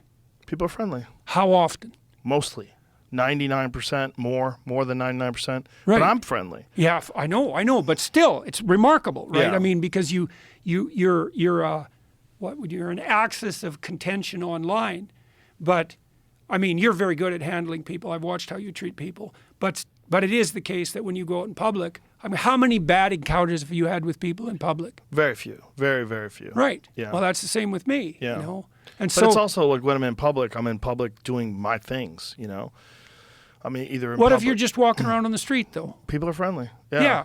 And I suspect that's true wherever you go. Yes. Yeah. So it's so interesting, you know, because there are people who are motivated, at least in part and sometimes almost completely, by envy. But most people aren't like that. And even the people who are like that mostly aren't like that 100%. Right. That's the thing, right? Is that people are different depending upon the circumstances. And I think most of the people that you would even interact with negatively online, if you choose to interact with them at all, but most of the people that will post things negatively about you online, if you could be alone with them and have a conversation with them, just a one-on-one conversation where you could find common ground. Oh, most student activists, if you went to their parents' house for dinner with them, you'd think, well, that kid's like 85% like every other kid. Yeah. That's a good way of thinking about it too, you know, because if you don't understand this, you get conspiratorial. It's Yeah. like, so imagine there's a system of ideas. We were talking about the system of ideas that might motivate some of the WEF, you know, top-down shenanigans. And we talked about the religious substrate and Yeah. the idea that the planet has too many people on it. It's not like there's anybody there who's fully possessed by those ideas. It's the ideas have a relationship that's part and parcel of the set of ideas. And each person is a partial carrier of those ideas. But if you get 200 people in a room who are partial carriers of that set of ideas, you've got the whole set of ideas there. And that's an animating spirit. Then it acts like a conspiracy. And that isn't to say that there aren't sometimes also actual conspiracies, but it's very useful to separate out the conspiratorial nature of a set of dynamic ideas from the people who are partial carriers of the ideas. So Carl Jung said at one point, people don't have ideas. Ideas have people. And there's a religious idea that's reflective of that the cosmos is a battle between principalities. So that'd be like a battle between spirits. And there's a real truth in that, because the culture war we're in right now is a battle of systems of ideas. This is why what's happening on the conservative front, say in Florida, has some danger. It's like, well, we want to ban CRT. It's like, well, that's a war that has to be waged in the realm of the abstract. It has to be waged in, metaphorically in heaven. It's not, as soon as you concretize it, you fall prey to the same pathology. You'll end up enabling censors. It has to be debated. Yeah, it has to be discussed. It has to be thrashed out in the realm of ideas. Absolutely. Yeah. You can't defeat bad ideas. I don't think you can defeat bad ideas with law. You have to defeat bad ideas. I think you have to defeat bad ideas with a better vision, actually. I don't even think you can defeat bad ideas in some sense. Right. Because there's always the danger that while fighting them, you turn into a monster. What's that Nietzschean statement? If you gaze too, don't forget that when you gaze into an abyss, that the abyss also gazes into you, and that someone who spends all their time fighting monsters can easily turn into a monster themselves. Well, isn't it also that there's different people at different stages of their lives that will adopt these ideas because they seem the most attractive at the time? Yeah. And it doesn't necessarily mean that that person will hang on to that their whole life. And oftentimes people shed terrible ideas that they've adopted early in their life because they've recognized the flaws. And the only way to recognize everyone's like that, who doesn't get ossified, Right. And the only way to recognize those flaws is to have those flaws exposed to you. Yeah. You have to have conversations. They have to be honest conversations. And you have to have the ability to analyze them. Yeah, well, what happens, when you have an honest conversation that's engrossing is that you're actually optimizing abstract death. So, maybe your head's full of stupid ideas. Why are they stupid? We go act them out and you die. So that's why they're stupid, or you suffer. And so what you hope happens is you can kill off those ideas before they possess you to the point where you act them out. So what do? You go test them in conversation. And hopefully, you and I, we've been talking all day, and hopefully the consequence of that is that we both come away from this discussion somewhat less stupid and blind than we were. And the reason that happened is because each of us have let go of some presumptions that were tyrannical, not enough to, if you lose your whole system of belief, it just takes you out. You're in the desert, but you can do that optimally. So just the right amount of you is dying. Then you have to do that to sustain your life, because to sustain your life biologically, parts of you are dying all the time. Like unrestricted growth is just cancer, right? So you have to optimally die all the time to live. And it's the same on the idea front. And you experience optimal death and growth in meaningful conversation. You can do that while thinking too, but most people think by talking. In fact, thinking is internalized talking. Yes. So most people think by talking. That's one of the dangers of podcasts. You're thinking out loud. Yeah. Well, but it's also one of the things that makes it exciting, right? Because if it's real, then people are along for the... And it's cool because I kind of do the same thing in my lectures. I don't prepare my lectures. I have a question in mind that I'm trying to answer. Then I go on stage and I try to answer the question or investigate the question at least, And as I've got better at it, usually what happens is I go a bunch of different places and then I can snap it together at the end. And that's fun, It's like all these plates are in the air and you just bring them all together at the end. It's like the final punchline of a comedian's set. Exactly like that. Yeah, it is. It's exactly like that. When bits are constructed. It's like a callback. And that's what you're trying to do when you're constructing bits. You're trying to figure out how to tie it together optimally. Yeah. Well, to dispense with what's unnecessary, right? To get to the gist and to tie it together. And it's so fun when you can land on your feet. I've been watching Tammy do this when she's learning how to tell a story on stage, and her stories are about 10 minutes long. She has an opening. Here's the problem set. And then she lays out some narrative and says, well, here's, how we could explore this. And now and then she can go and snap. It's nice. Oh, it's so nice. Yeah. It's like you got to the point. Yeah. And the point, that's the direction. That's the moral of the story. Yeah. Jokes do that all the time. Yeah. So that's the goal. I think the closest thing to what I do on stage is probably what stand-up comedians do. You know, although you guys usually run through a prepared set, but you have a universe of potential jokes, right? And my suspicions are that you're watching how the audience is reacting and crafting what you're selecting to, you know, to bring everybody on board. And you want to tell a story that has a narrative arc and it comes to a conclusion. Have you noticed in your podcast that if you're really paying attention to the dialogue, that the podcast has a narrative arc all by itself? Yes. It's so cool, eh? Yeah. That yeah. you'll see, oh, we're halfway done. And then, well, now here's the natural ending. Yes. And that's cool that narrative emerges just as a consequence of focused attention, but it's definitely the case. Yeah. So. Yeah, it's a very fascinating way to explore life publicly. Right? It's a very fascinating way to explore life publicly and allow other people to take in some of these thoughts and form their own. Yep. Because that's what a lot of people are doing. Yeah. Like they're listening to this and they're actually thinking about various aspects that resonate with their own life, Yeah. and then applying their own unique view of the world to that. Yeah. And and seeing how they could maybe use it to enhance them, or whatever they disagree on, why they disagree on it, Yeah. and solidify that position in their mind as well. And the good podcast does two things at least. It presents people with some new information, which was part of why I love doing podcasts. Like, it's such a privilege, and you know this perfectly well, to call anybody in the world up and say, hey, I'm pretty curious about this. Right. And you look like you know more about that than anyone else in the world. Would you like to talk about it? And then they Yes. say yes. It's like, oh, that's a pretty good deal. Yeah. And so you get to have that experience of learning, but at the same time, you can model the exploration of ideas. Yeah. And so then people, they learn two things. They learn whatever the facts of the matter are, let's say, but they also learn how to conduct an exploratory dialogue.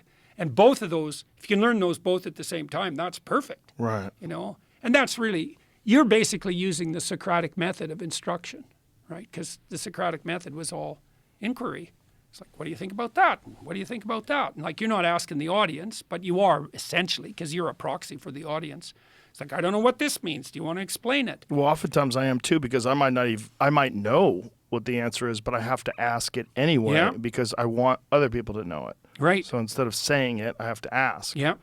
And Yeah. I have to, and also it's like, I want to know how people think and how they come to these conclusions, which is really fascinating in and of itself, because everyone's path to whatever their own conclusions are very different. Yes. Yes. Well, one of the things you learn in therapy as a therapist is you can't really provide people with the answer. So maybe, someone will come to me with a set of problems and I'll think, well, I know how to solve that.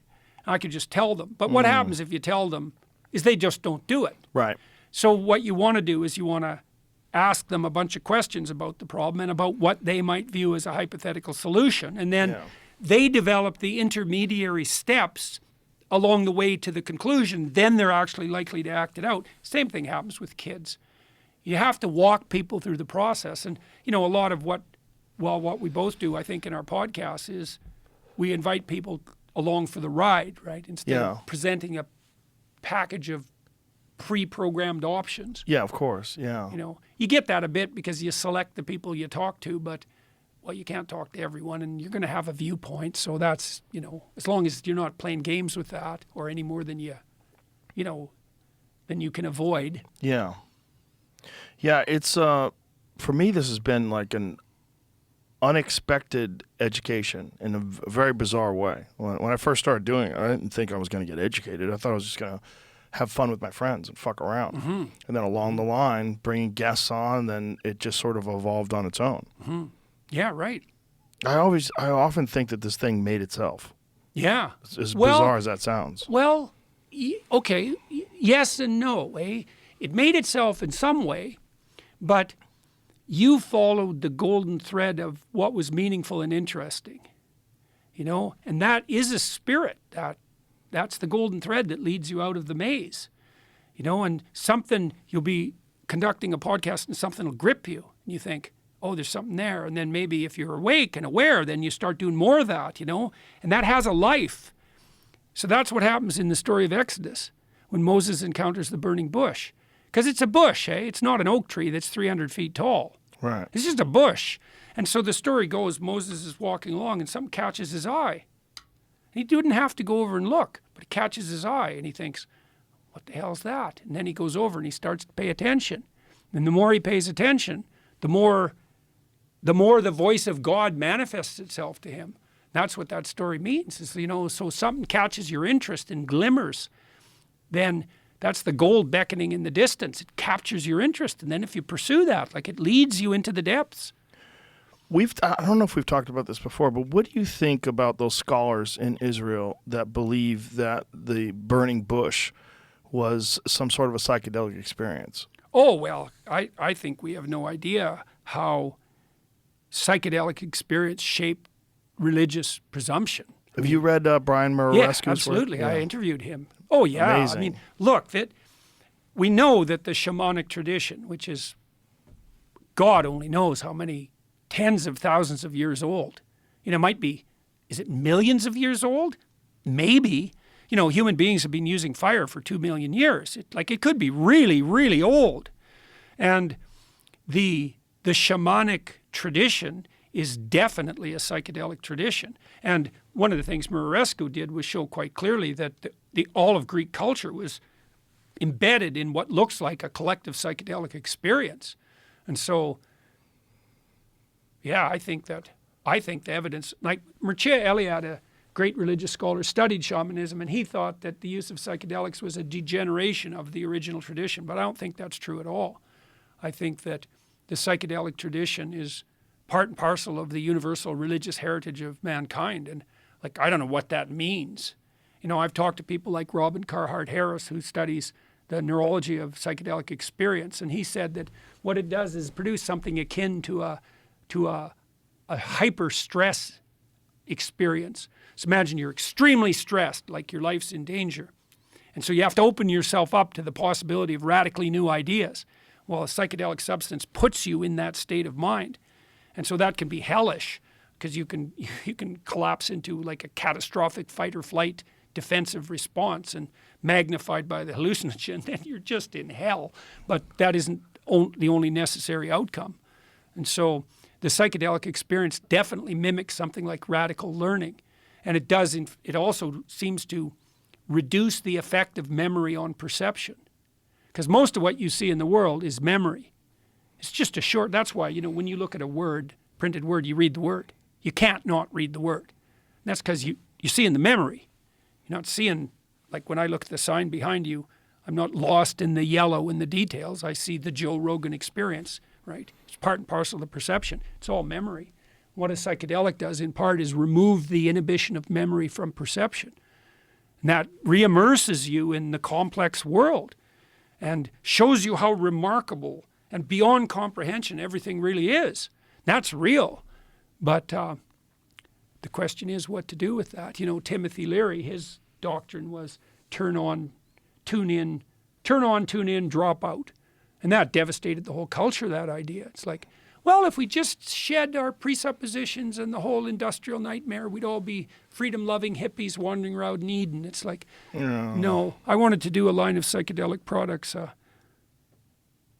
Turn on, tune in, grow up. Right. I think that's much funnier, much better. Yeah, and that's also possible. That's a possible path through this sort of quest for spiritual enlightenment.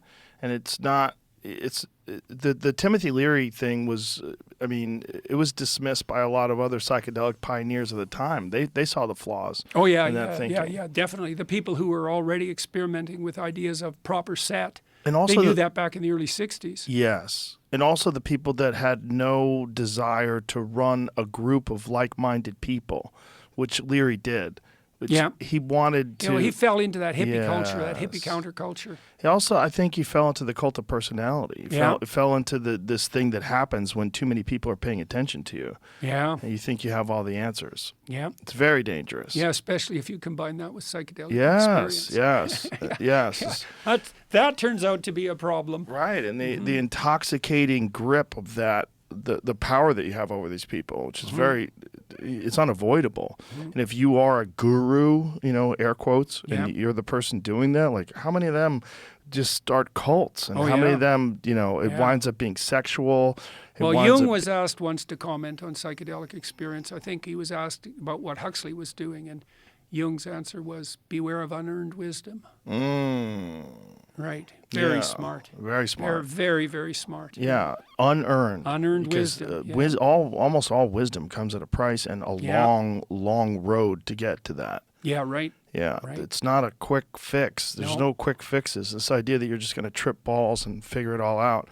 Yeah, and then Ooh. you've got it. No, Yeah. that's no. No, and everyone that I know that thinks they've figured it out are the most lost. Yeah. They're, especially the ones Yeah, that if are you're lucky, espousing you it can to come other out of an people. experience like that knowing that, like Socrates, and Socrates may have learned this from psychedelic experience. Seems quite probable because he participated in the Eleusinian mysteries. Yes. He said, I know that I don't know.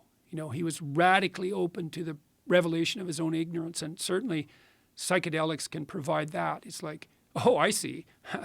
I don't have a clue. Yeah. Yeah, that's the first step. Yeah. That's the first lesson you learn is you don't know shit. Yeah. And also the overwhelming understanding that this is available, that this experience is available, and it's so alien to modern experience, and just an average everyday experience, that this thing is, Behind the veil, man. yeah, and it's right there. And it's so scary for Yeah. people. Yeah, well, maybe this time, there are wise people working on that front, like Roland Griffiths, who unfortunately is very sick at the moment.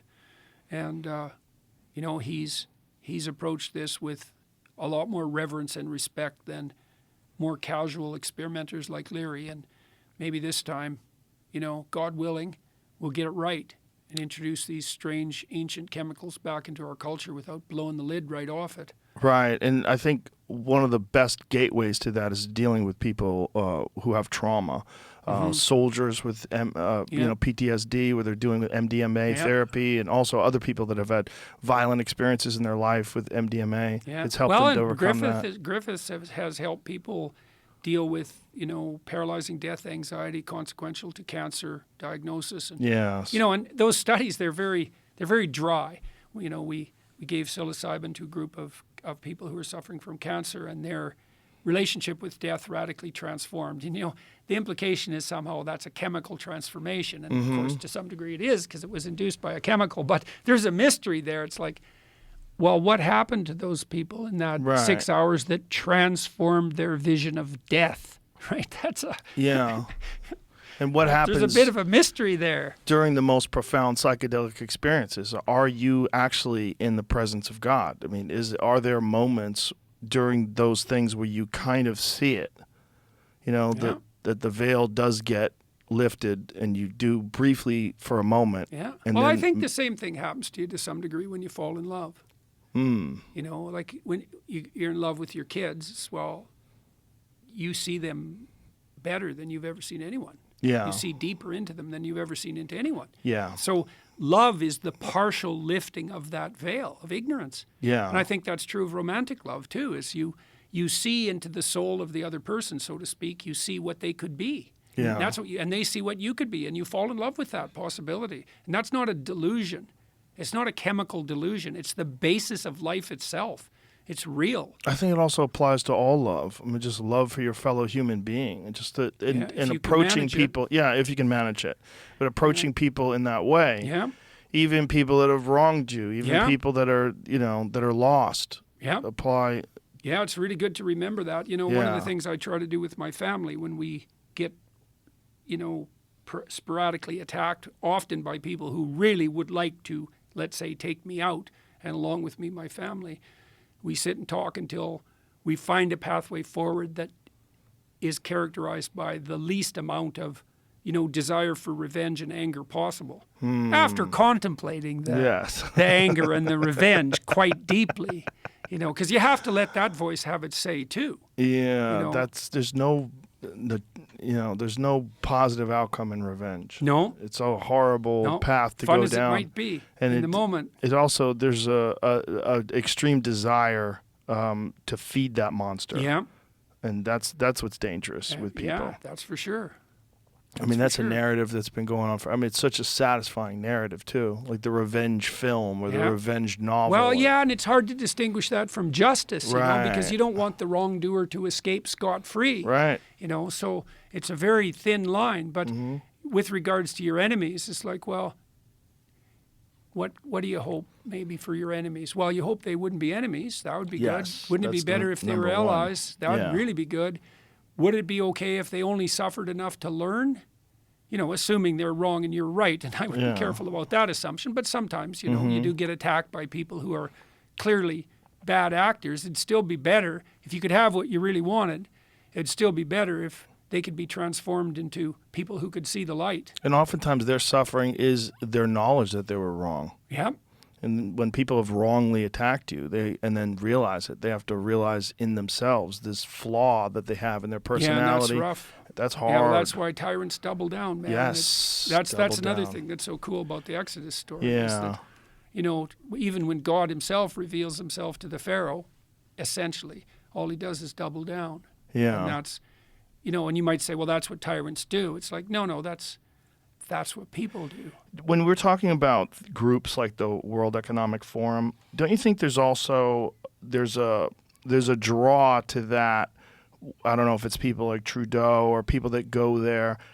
You're at the in crowd. Oh, You're definitely. with the people that Yeah. are the big decision makers that are going to be in power. You're with Yeah. the people that know where the bunker is Yeah. if the nuclear bombs drop. You're with the people that are making the decisions, that are shaping politics behind the scenes, that are manipulating the relationships between corporations and politicians and lawmakers and across the board. Yeah. And so there's this desire that people always have to be a part of the in crowd or the part of the secret group Yeah. that's running things, which is why groups that are running things are so dangerous. Yeah. Well, this is also something that we're concerned about with regard to this new organization. That's what I because- wanted to bring up. Oh, yeah, man, absolutely. I mean, the last thing that we're hoping is that we create a new thing that just turns into another WEF in 20 years. Right. You know, regardless of what we want. Because, Right. And it's a tricky problem because there has to be some degree of international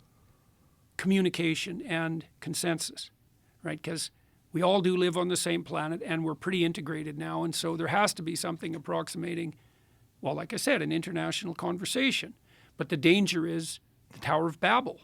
And the danger is that even engaging in that conversation, let alone leading it, Right. you know, just ends up producing exactly the same outcome. And that's, hopefully, we have people who are wise enough to, first of all, not want that for themselves because they know about the danger.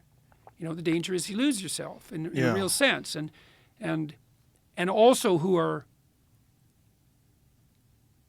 humble enough with regard to their conception of their own ignorance that they actually do genuinely want to hear what other people have to say. So you need extraordinary people to be a part of this thing. Well, and then you get looped right back into that problem is now Yeah. you're surrounded by the extraordinary people. I think what you Right. partly want to do is you want to remind yourself that part of the endeavor is to help everyone reveal what's extraordinary within them. yes. Right? That's there in everyone. Yes. Your job is to call it out. And I've seen extraordinary people in the worst possible circumstances. You know, people who are laboring under lives that were so bloody dreadful that it would take you a year just to describe it, who were still doing everything they could to aim up. You know, Right.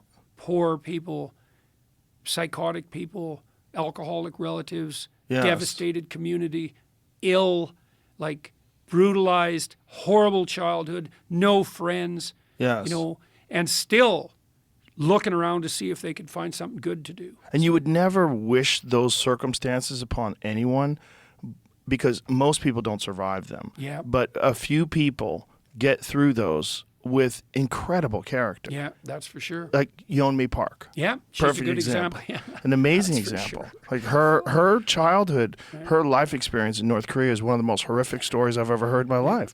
But because of that the horrific nature of the experiences that she had, she came out of this with this extraordinary character. Yeah. And I had this a friend, Charles Joseph, a native carver from the West Coast, who he was in a residential school in Canada, and it was one of the ones that were genuinely bad. And it was bad. It was like Auschwitz level bad. It was really bad. And he was brutalized, man. You can't listen to him talk for 10 minutes without like the tears rolling down your eyes. And, you know, he was devastated when he emerged, but he put himself together. You know, he was on the street for a while, quit drinking, quit mucking about, started carving, like turned himself into quite the stellar creature, you know, amazing moral. Again, you would never wish that on anyone. That's but for sure. but it's incredible how through that adversity you create this extraordinary person. Yeah. And that extraordinary person could be a great light to so many other people that are going through terrible times Yeah. and define themselves by the terrible circumstances that they find themselves in, Yeah. which is a real problem with people. Yeah, well, that's part of that victim narrative. Yeah. You know, and one of the things that's so comical about the Exodus narrative is that that's really what happens to the Israelites when they're in the desert, is they turn into whiny, backbiting victims. That's what happens. And it's like, it's the same thing 3,000 years ago. It's like, we don't know where we are, we're lost, we're resentful about it, we wish the tyranny would return, and aren't we hard done by and gossipy. It's like, same old story, man. It really is the same old story. Yeah. And this constant quest for meaning and understanding and fulfillment and a life worth living. Yeah, well, I think the thing that's really been catalyzed for me, you know, over the course of my life, but particularly in the last 5 or 6 years, is that I don't think there is anything more real than that meaningful story. And I mean real in every way. I mean real as a manifestation of the central structure of the material world, real metaphysically, real psychedelically, real practically, like real. And I think that instinct that orients you towards meaning, that's the deepest connection you have to what is most real. You know, because people say, well, life isn't meaningful in its essence. That just means you're a reductionist, materialist atheist in your initial presuppositions. It's easy to flip that and say, no, the instinct that orients you towards engagement and meaning, that is the most real thing there is. Yes. So, and I believe that. It's also what helps you stay on the straight and narrow when you're in pain. So how can anything be more real than that? You know, what orients you when you're suffering? Right. There's a definition of real. Real is that which orients you properly when you're suffering. So, you know, that's not the same claim as, you know, the object's real. Right. It's a different idea, but it's still real. it's more real. It's very real. Yeah. Yeah. And we are, I mean, the thing that we have in common is we're all just human. And if we're all human, there's always going to be this weirdness to existence and trying to figure out why and what it is. And also recognizing that some of the people that have defined why are so inherently flawed and they're very selfish in their definitions. And, you know, you have to kind of sort that out and parse through it. And one of the things that's been amazing about having a podcast is to present people with these different minds that have found their own way through it. Yeah.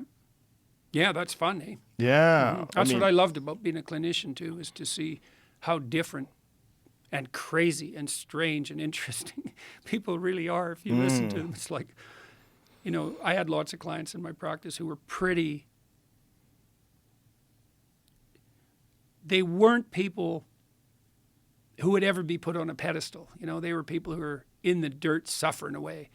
But man, if you listen to them, they were so interesting that you just could hardly stand it. So that was a good thing to learn. And that you see, you know, you find gold in very unexpected places.